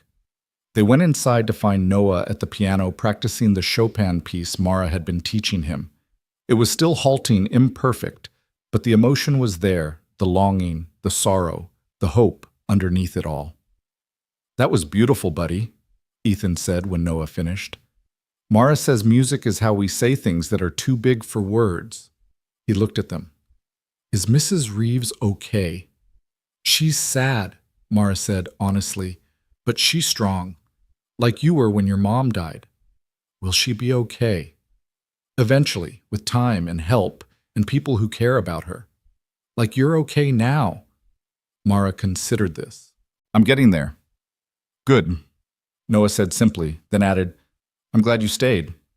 The next few days fell into a rhythm of unusual peace. Mara went to her therapy appointments coming back drained but incrementally lighter. Ethan worked on his orders, sometimes joined by Mara, who was becoming surprisingly skilled with wood. Noah practiced piano daily, preparing for a school talent show he'd decided to enter. It was the Tuesday before Thanksgiving when everything shifted again. Ethan was in the workshop when he heard Mara on the phone, her voice professional and crisp. When she found him afterward, her face was unreadable. That was the VA, she said. They have a job for me if I want it. Working with returning veterans, helping with reintegration. It's at the Portland facility, but I could mostly work remotely, just go in twice a week. That's amazing, Ethan said, though his stomach clenched at the thought of her being away even 2 days a week. It is. It's exactly what I wanted to do eventually. Use my experience to help others coming home. She paused. But it means putting down roots, getting an apartment in Portland for the nights I need to stay over, making a real life instead of just hiding in yours. You're not hiding. You're healing. There's a difference. Maybe at first. But Ethan, we both know I can't live in your wife's clothes forever. Can't keep being the woman who showed up in the rain. At some point, I have to figure out who I am now. And you can't do that here. I can do it with you and Noah. But I need something that's mine too. Does that make sense? It did. Even though Ethan wanted to protest to keep her safe in their bubble where the outside world couldn't intrude. But that wasn't fair to her, and it wasn't real. When would it start? January. They want me to finish my treatment program first, get fully stable. That's good. That's smart. But she moved closer to him, sawdust motes dancing in the light between them. This doesn't change how I feel about you. About us. I know. Do you? Because you have that look the same one you had when the Walshes showed up, like you're bracing for loss. Hard habit to break. Then let me be clear. She took his face in her hands. I love you, Ethan Cole. I love your complicated grief and your terrible morning breath and the way you hum when you're concentrating. I love your son who asks too many questions and plays piano like he's telling secrets. I love this life we're building from broken pieces. Taking a job doesn't mean I'm leaving. It means I'm staying, really staying, building something permanent enough to need my own foundation. He kissed her, then deep and desperate and full of relief. When they broke apart, he said, I love you too. I didn't think I could again, but here we are. Here we are, she agreed. That night they told Noah about the job over dinner. His reaction was immediate panic. You're leaving, but you promised. I'm not leaving, Mara assured him. I'm taking a job. I'll be gone 2 days a week, but I'll always come back. That's what Mom said when she went to the hospital. The words hung in the air like a physical blow. Ethan reached for Noah, but the boy pulled away. Noah, Mara said gently. You're right. Sometimes people don't come back even when they promise. But most of the time they do. Your dad goes to work and comes back. You go to school and come back. This is like that. But what if it's not? Then we deal with it. But we can't live our whole lives afraid of what ifs. That's not living, that's just waiting for bad things to happen. Noah was crying now, silent tears streaming down his face. I don't want to lose anyone else. Oh, buddy. Ethan pulled him close, and this time Noah let him. Neither do I. But we can't keep people by holding them so tight they can't breathe. We have to trust. Trust is hard. The hardest? Mara agreed, joining their embrace. But I'll tell you a secret, it gets easier with practice. They spent the rest of the evening in the living room, Noah curled between them on the couch, watching a movie about dragons because Noah said dragons were never afraid of anything. That's not true, Mara said. Dragons are afraid. They just breathe fire at their fear. Is that what you did in the war? Breathed fire at fear? Something like that. Is that what we're doing now? Ethan and Mara exchanged glances over Noah's head. Yeah, buddy, Ethan said. I think that's exactly what we're doing. Thanksgiving arrived with unexpected snow, just a dusting, but enough to transform Maple Hollow into something from a Christmas card. The Walshes arrived at noon, awkward and formal at first, carrying too many dishes, as if food could bridge the gap their grief had created. But Noah, in his infinite childhood wisdom, broke the ice by immediately dragging his grandmother to the piano to show her what Mara had taught him. As the Chopin nocturne filled the house, Patricia began to cry. Sarah played that, she whispered. When she was in high school, she said it made her think of beautiful, sad things. Mara says that's what it's supposed to do, Noah said. Make sadness beautiful so it doesn't hurt so much. Patricia looked at Mara, then really looked at her for the first time. Thank you for teaching him, for being here. Thank you for raising a daughter who created this family, Mara replied. The love in this house that's Sarah's legacy. Richard cleared his throat roughly. We brought photo albums. Thought maybe Noah would like to see pictures of Sarah when she was his age. They spent the afternoon going through albums, Richard and Patricia telling stories about Sarah's childhood. Her first piano recital, the time she tried to save every stray cat in the neighborhood. How she'd insisted on wearing a tutu to grocery stores for an entire year. She was stubborn, Patricia said, smiling through tears. Just like Noah. I get it from both sides, Noah said proudly. Dad's stubborn too. Don't I know it, Richard said, and for the first time since Sarah's death, he smiled at Ethan without judgment. Dinner was a careful dance of politeness that gradually relaxed into something approaching normal. Mara had made her grandmother's sauce, after all, and Patricia complimented it extensively. Richard asked about Ethan's work, genuinely interested rather than looking for fault. Noah entertained everyone with stories from school, his natural cheerfulness infectious. After dinner, while the women cleared dishes despite Ethan's protest that guests shouldn't clean, Richard pulled him aside. I owe you an apology, he said quietly. Several, actually. I let my grief turn into anger and I aimed it at you because you were here and Sarah wasn't. You don't need to… Yes, I do. You're a good father, Ethan. Sarah knew it, and I should have trusted her judgment. And Mara… He glanced toward the kitchen where Mara was teaching Patricia her sauce recipe. She's good for you both. Sarah would approve. You think… I know. Sarah always said the worst thing about dying young was all the living that wouldn't get done. She'd want you doing this living, loving, moving forward. Not moving on, but forward. There's a difference. Yeah, there is. Richard clapped him on the shoulder, the most physical affection he'd ever shown Ethan. Take care of them. All of them. I will. After the Walshes left with promises to come for Christmas and to have Noah over for a weekend soon, the three of them collapsed on the couch, exhausted from the emotional labor of the day. That went better than expected, Mara said. They liked you, Noah said. Grandma whispered to me that you were good for us. Did she? Yeah. And Grandpa said Dad looked happy. Real happy, not pretend happy. Out of the mouths of babes and grandparents, Ethan muttered. That night after Noah was in bed, Ethan found Mara in what had become her spot, the back porch, looking at the stars. But this time she wasn't alone with ghosts. She was looking at the compass necklace Tommy's mother had brought, turning it in the porch light. True north, she said when Ethan sat beside her. That's what Tommy used to call me. Said I helped him remember which way was up when everything was chaos. You do that for us too.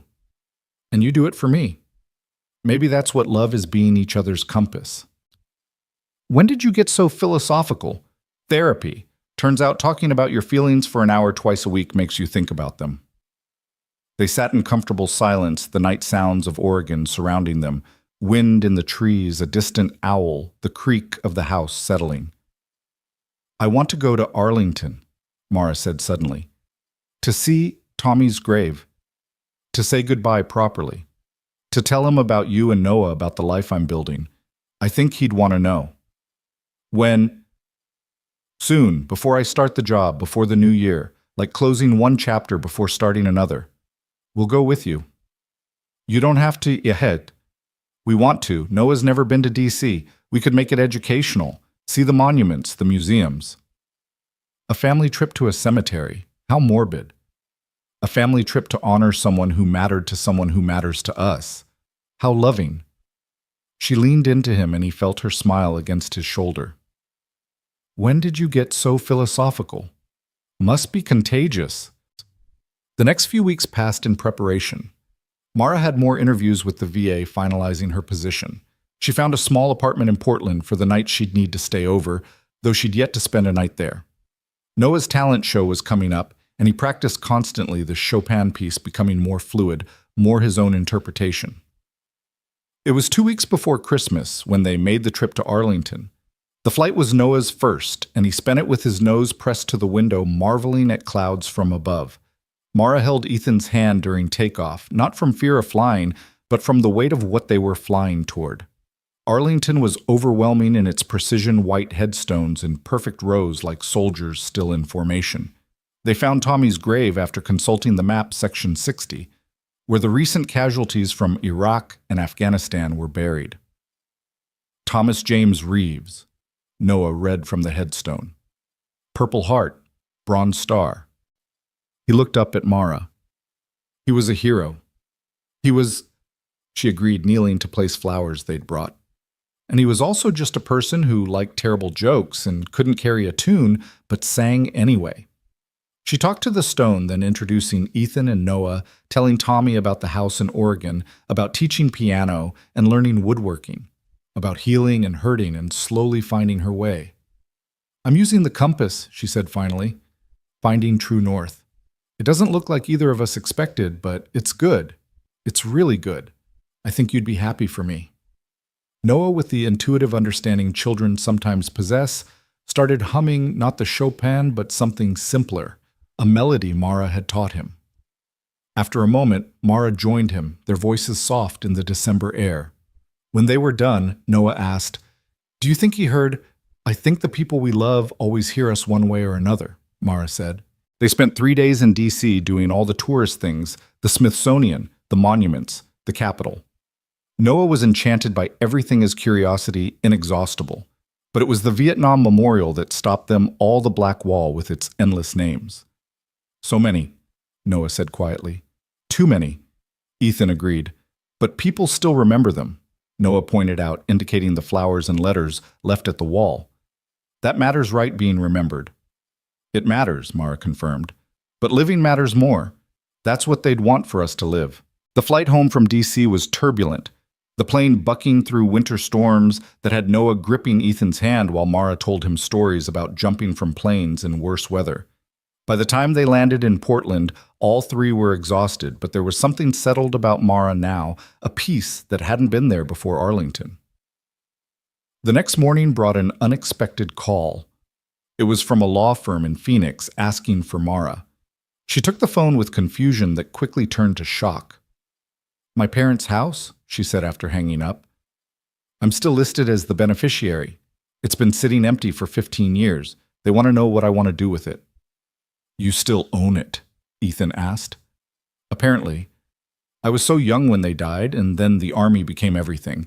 I just forgot about it. The property taxes have been coming out of their life insurance automatically." She looked lost. "I haven't been back since the funeral." "Maybe it's time," Ethan suggested gently. "Maybe." She was quiet for a moment. "Would you come with me?" "Both of you. I don't think I can face it alone." 3 days later, they were driving through Arizona desert, the landscape so different from Oregon that Noah spent the entire drive asking questions about cacti and why the rocks were red and whether roadrunners were real or just in cartoons. The house sat on the outskirts of Phoenix, a modest ranch-style home with a yard that had gone wild with desert plants. The key was under a fake rock that had somehow survived 15 years of weather, and when Mara opened the door, time seemed to collapse. Everything was exactly as it had been. Furniture covered in dust sheets, family photos on the walls, her mother's piano in the corner. Mara stood frozen in the doorway until Noah took her hand. "It's okay," he said. "Houses remember love. This one remembers yours." Sometimes Ethan wondered if Noah was 9 or 90, the way wisdom fell from his mouth. They spent the afternoon uncovering memories. Mara's childhood bedroom still had posters of bands from the early 2000s, homework assignments on a desk, a teddy bear on the precisely made bed. "I left for college a week before they died," she said, touching the bear gently. "We had a fight about me joining ROTC. Dad wanted me to focus on school. Mom wanted me to be safe. I told them they didn't understand that I needed to serve something bigger than myself." She laughed, but it was hollow. "Last thing I said to them was that they were being overprotective. Then they died in a car crash while I was at freshman orientation." "That's not your fault," Ethan said. "I know, therapy taught me that, but knowing and feeling are different things." In her parents' room, they found photo albums, letters, a life interrupted but preserved. There was a letter addressed to Mara dated the day they died. "They were going to mail it to me at school," she said, recognizing her mother's handwriting. She read it silently, tears streaming down her face, then read it aloud. "Our dearest Mara, we're so proud of you. Not just for the ROTC, though we're proud of that too despite our fears. We're proud of who you're becoming. Strong, determined, compassionate. Dad says to tell you that serving something bigger than yourself is noble, but don't forget to serve your own heart too. Find love, baby girl. Find laughter. Find home. The Army will shape you, but don't let it be all you are. Remember the music. Remember the joy. Remember that we love you beyond words, beyond worry, beyond death itself. Forever, Mom and Dad." Noah climbed into Mara's lap, something he rarely did anymore, claiming he was too big. "They knew," he said simply. "They knew you'd be amazing." That evening, they sat in the backyard watching the desert sunset paint the sky in colors Oregon never saw. Mara had found her father's guitar was picking out melodies she half remembered. "I could sell it," she said about the house. "Use the money for something practical." "You could," Ethan agreed. "Or," she paused, considering. "The VA job includes helping veterans find housing. This place could be transitional housing, a soft landing for people coming home. Dad would have loved that he was always taking in strays." "Like father, like daughter," Ethan said, and she smiled. "We could renovate it. You could design it, make it work for people who might be struggling. Multiple bedrooms, communal spaces, a workshop maybe. Well, I can't do it alone. And you're good at making broken things beautiful. Is that what I do?" She looked at him. Really looked at him. "It's exactly what you do." They flew home 2 days later with a plan. Mara would keep the house and they'd spend spring break renovating it, turning her childhood home into a haven for other veterans finding their way back. Noah was already designing what he called a healing garden for the backyard, complete with a fountain, because water sounds make people calm. Christmas came gently that year. The Walshes joined them for Christmas Eve dinner. The awkwardness of Thanksgiving replaced by something approaching genuine family. Patricia taught Mara how to make Sarah's famous Christmas cookies, while Richard and Ethan assembled a bicycle for Noah in the garage, both pretending they knew what they were doing with the instructions. "Sarah would have loved this," Patricia said at one point, watching Noah and Mara at the piano working through Silent Night as a duet. "The music or Mara?" Ethan asked. "Both. All of it. The house being full again." She touched his arm gently. "She worried, near the end, worried about you and Noah being alone. I think she prayed for something like this." "Something like what?" "Someone strong enough to help carry the grief, but warm enough to kindle new joy. That's Mara, isn't it? Steel and starlight," I heard her say once. "That's from Tommy's letter. The soldier she lost." "Yes, she told me about him. Takes a special kind of courage to love after loss like that. You both have it, that courage. That night after everyone had gone home or to bed, Ethan found Mara sitting by the tree, the lights reflecting in her eyes. Penny, for your thoughts. Just thinking about circles, how I started this year planning to disappear, maybe even, well, darker thoughts than that. And now, here I am planning gardens and renovations and a future I can actually see. What do you see in that future? She turned to him. Honestly, this. More of this. Noah getting taller, probably mouthier. You getting gray in your beard. Me coming home from Portland with stories about the veterans I'm helping. Sunday dinners with your in-laws. Teaching more kids piano. Maybe getting married in that backyard. Nothing fancy, just family and friends and Noah as ring bearer. Is that a proposal? Do you want it to be? I want whatever you want. That's not an answer. Yes, he said simply. Yes to all of it. The gray beard, the mouthy teenager, the backyard wedding. Yes to building a life that honors who we've lost by fully living ourselves. She kissed him, then soft and certain. Then yes, it's a proposal. Shouldn't I be the one proposing? Why? Because you're the man very traditional of you. Because I already bought a ring. She pulled back, staring at him. You what? He reached behind the tree, pulling out a small wrapped box. It was going to be your Christmas present, but since you jumped the gun. Inside was a simple band with 3 stones and emerald flanked by 2 diamonds. The emerald is for your eyes, he explained. The diamonds are for Tommy and Sarah, so they're part of this too always. She was crying as he slipped it onto her finger. It's perfect. When did you... That day in D.C. when you and Noah went to the Air and Space Museum again. I saw it in a shop window and knew. How long have you been carrying this around? 2 weeks. Noah's been about to explode from keeping the secret. As if summoned by his name, Noah appeared on the stairs in his pajamas. Did she say yes? You're supposed to be asleep, Ethan said.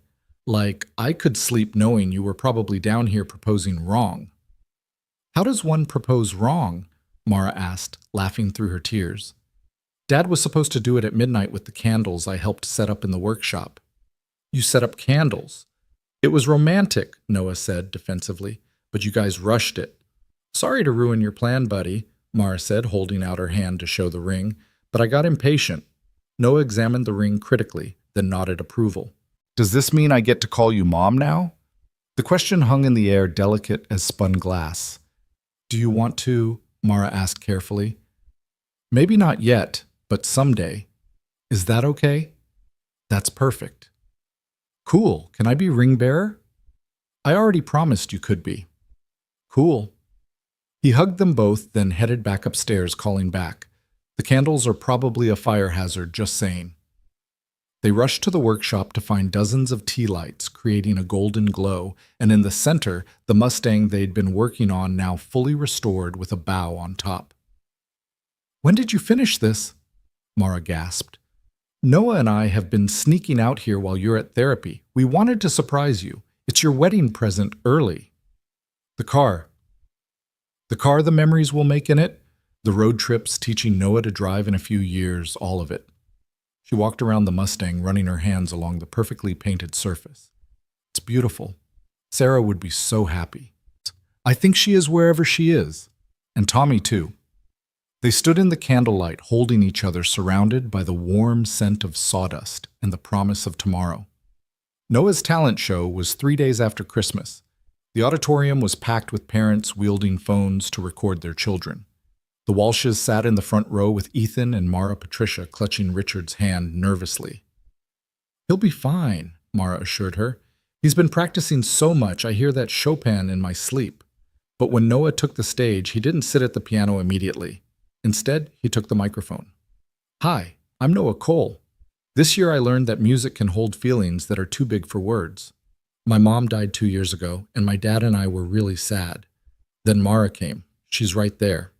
He pointed, making Mara sink lower in her seat. And she taught me that being sad is okay, but you can make sadness beautiful. This song is for my mom, who can't be here, for my dad, who stayed strong, and for Mara, who showed us that families can grow in unexpected ways. Then he sat and played. Not just the Chopin, but a medley he'd arranged himself, weaving the Nocturne with Blackbird, and ending with something entirely his own, a melody that sounded like rain and hope and home. The auditorium erupted in applause, but Noah was already off the stage running to hug them all, his smile bright enough to power the whole town. "Did you like it? I changed some parts. Mrs. Patterson said it was okay to make it mine." "It was perfect," Ethan managed through his tears. "You made it yours," Mara said. "That's what music is supposed to be, yours." That night they celebrated at the local diner, the one that Ethan had mentioned that first night, the one with good pie. The owner who'd known Sarah brought out a special dessert when she heard about the engagement. "About time," she said, winking. "This town needs some happy news." Word spread as it does in small towns. By morning, everyone knew. Mike at the garage offered to tune up the Mustang for free as a wedding gift. Mrs. Patterson called to congratulate them and mentioned that the school could use a volunteer music teacher if Mara was interested. The mailman delivered packages with knowing smiles. New Year's Eve arrived with snow. Real snow this time, not just a dusting. They'd invited a small gathering, the Walshes, Mike and his wife, Mrs. Reeves, who'd driven up from California where she was visiting relatives, Jason's family, a few others who'd become part of their expanding circle. At 11:30, Noah was asleep on the couch, despite his insistence he could make it to midnight. The adults were scattered through the house, conversation flowing easily. Mara found Ethan in the kitchen refilling drinks. "Happy?" she asked. "More than I thought possible," he admitted. "You..." "Same. It's strange I spent so long thinking happiness was something I'd lost the right to. But maybe it's not about rights. Maybe it's about choosing to accept it when it finds you again." Very philosophical. Therapy is really working. Smart ass, but she was smiling. "I love you, you know." "I know. I love you too. Even when I leave towels on the bathroom floor. Even then. Even when I wake you up with nightmares. Especially then. That's when you need love most." The countdown began in the living room. They joined the others, Noah stirring just enough to mumble the last few numbers. At midnight, Ethan kissed Mara, while Noah made exaggerated gagging noises, and everyone laughed. "To new beginnings," Richard toasted, raising his glass. "To family however it forms," Patricia added. "To those who can't be here, but are anyway," Mrs. Reeves contributed. "To love after loss," Mara said. "To love because of loss," Ethan corrected. "Because it taught us how precious it is." January 2nd. Mara started her job at the VA. She left early Monday morning, kissing both her boys, as she'd started calling them goodbye and promising to call that evening. Noah stood at the window watching her drive away until Ethan distracted him with breakfast. "She'll be back," Noah said, more statement than question. "Tomorrow night." "I know, it's just weird her not being here. Change is weird, but it's also good sometimes. Like you and Mara getting married." Exactly like that. That evening, Mara called exhausted but excited. Her first day had been overwhelming, so many veterans, so many stories, so much need, but also so much possibility. "There's this one guy, 22, reminds me of Tommy. Lost his leg to an IED. He's so angry, Ethan, but under the anger, he's just scared. I knew exactly what to say because I've been there." "You're going to be amazing at this." "I hope so. I really hope so." She was.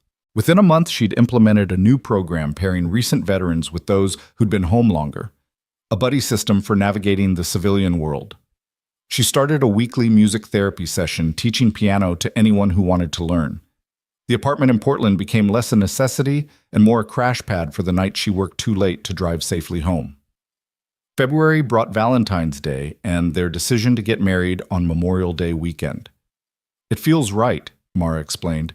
"A day about remembering those we've lost, but also about moving forward." They kept the planning simple ceremony and the backyard reception in the workshop, which Noah insisted they decorate with 1,000 lights, only close friends and family. Mara asked Mrs. Reeves to walk her down the aisle. "Tommy would want me to," Mrs. Reeves asked through tears when Mara called. "Tommy would want you to be part of this. Your family now, all of us connected by love and loss and choosing to continue." March arrived with its false springs and sudden freezes, and with it came another surprise. Ethan had submitted photos of his work to a regional craftsman exhibition on a whim pushed by Mara, who said his talent deserved wider recognition. He'd won first place in furniture design. There's a cash prize, he told them over dinner. Enough to take a real honeymoon. Where would we go? Noah asked excitedly. Ethan teased. I don't remember inviting you on our honeymoon. Noah's face fell until Mara laughed. Of course you're coming. It's a family honeymoon. Where should we go? They spread maps across the kitchen table, debating destinations. Noah wanted to see the Grand Canyon. Mara thought maybe the coast of Maine. Ethan suggested Yellowstone. In the end, they decided on a road trip to hit all three, taking the restored Mustang and making memories mile by mile. April came with preparations and unexpected challenges. The Phoenix house renovation had hit snags, permits, zoning issues, contractors who disappeared. Mara was frustrated trying to manage it from Oregon while handling her increasing caseload at the VA. Let me help, Ethan said one evening, finding her surrounded by paperwork and looking ready to cry. You have your own work. My work can wait. This is our project, remember? We're a team now. Together they navigated the bureaucracy. Ethan's experience with construction, cutting through red tape Mara didn't even know existed. By month's end, renovation was back on track.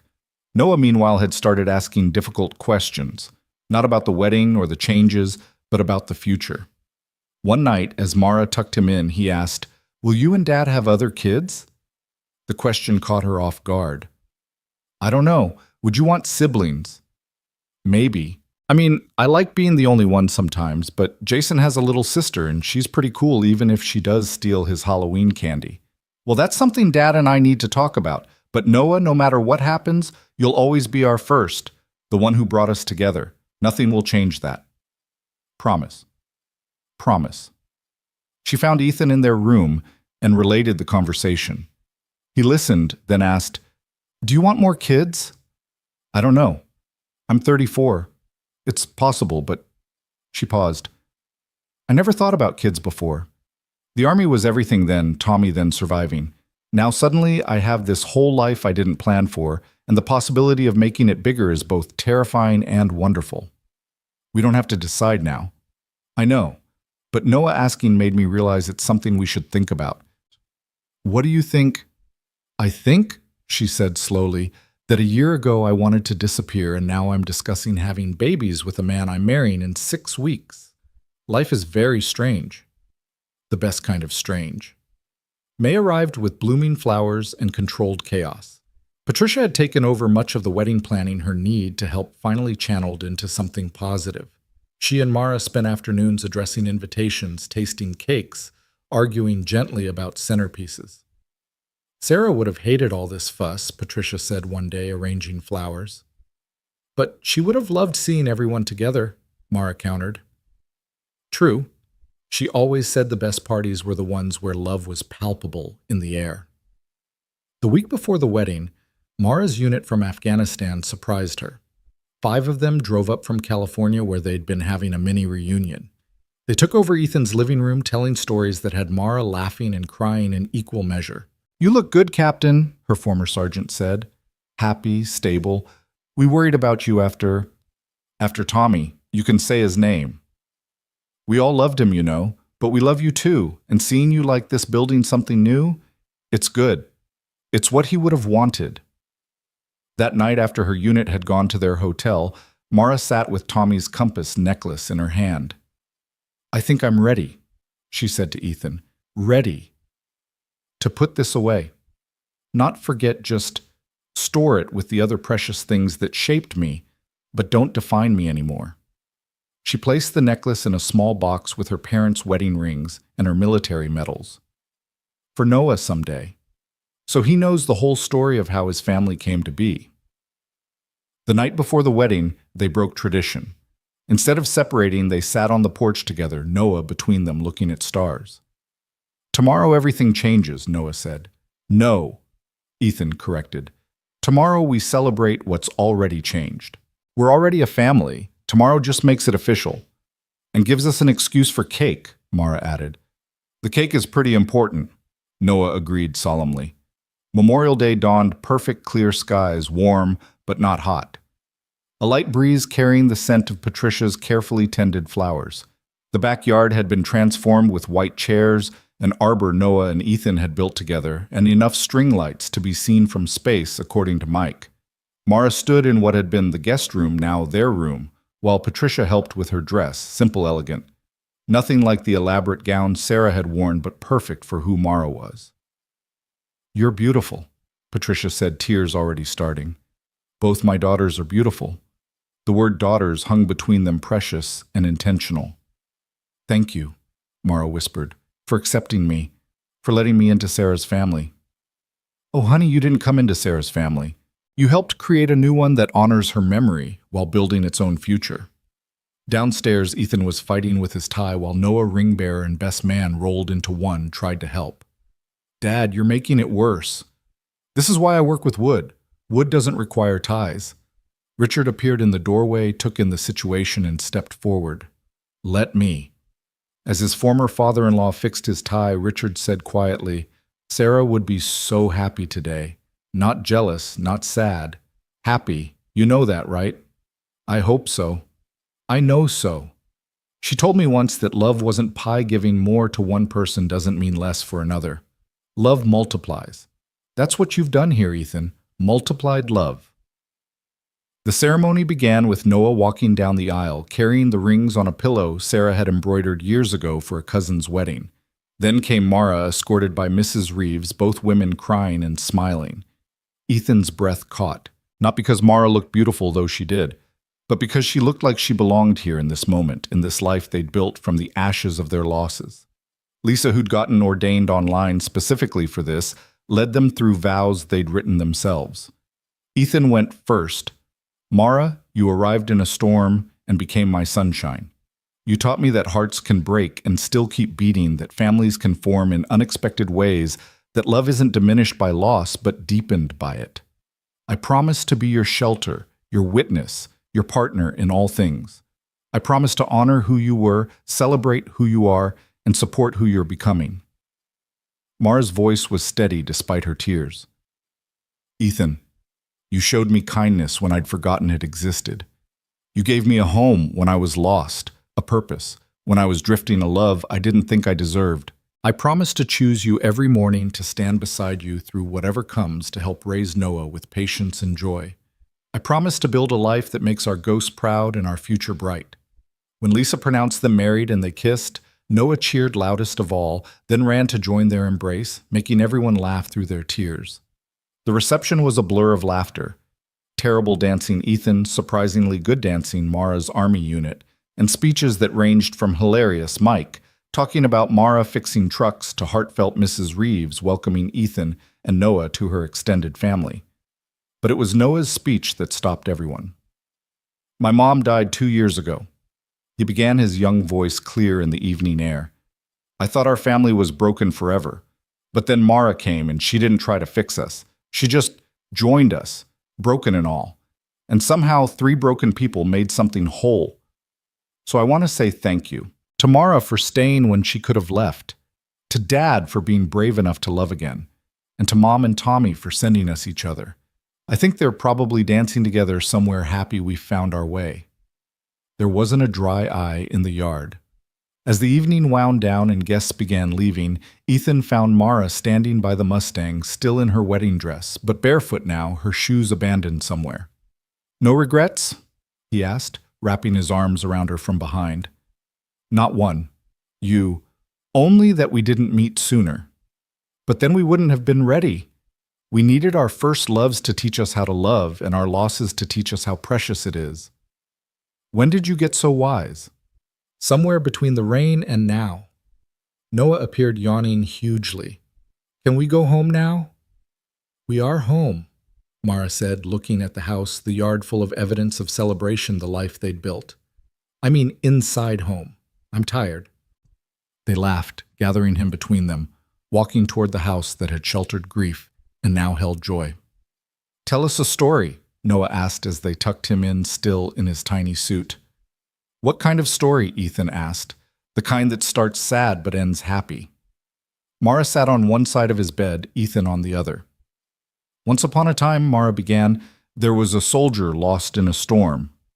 And a carpenter who'd forgotten how to build anything but furniture," Ethan added. And a boy who missed his mother but was brave anyway, Noah contributed sleepily.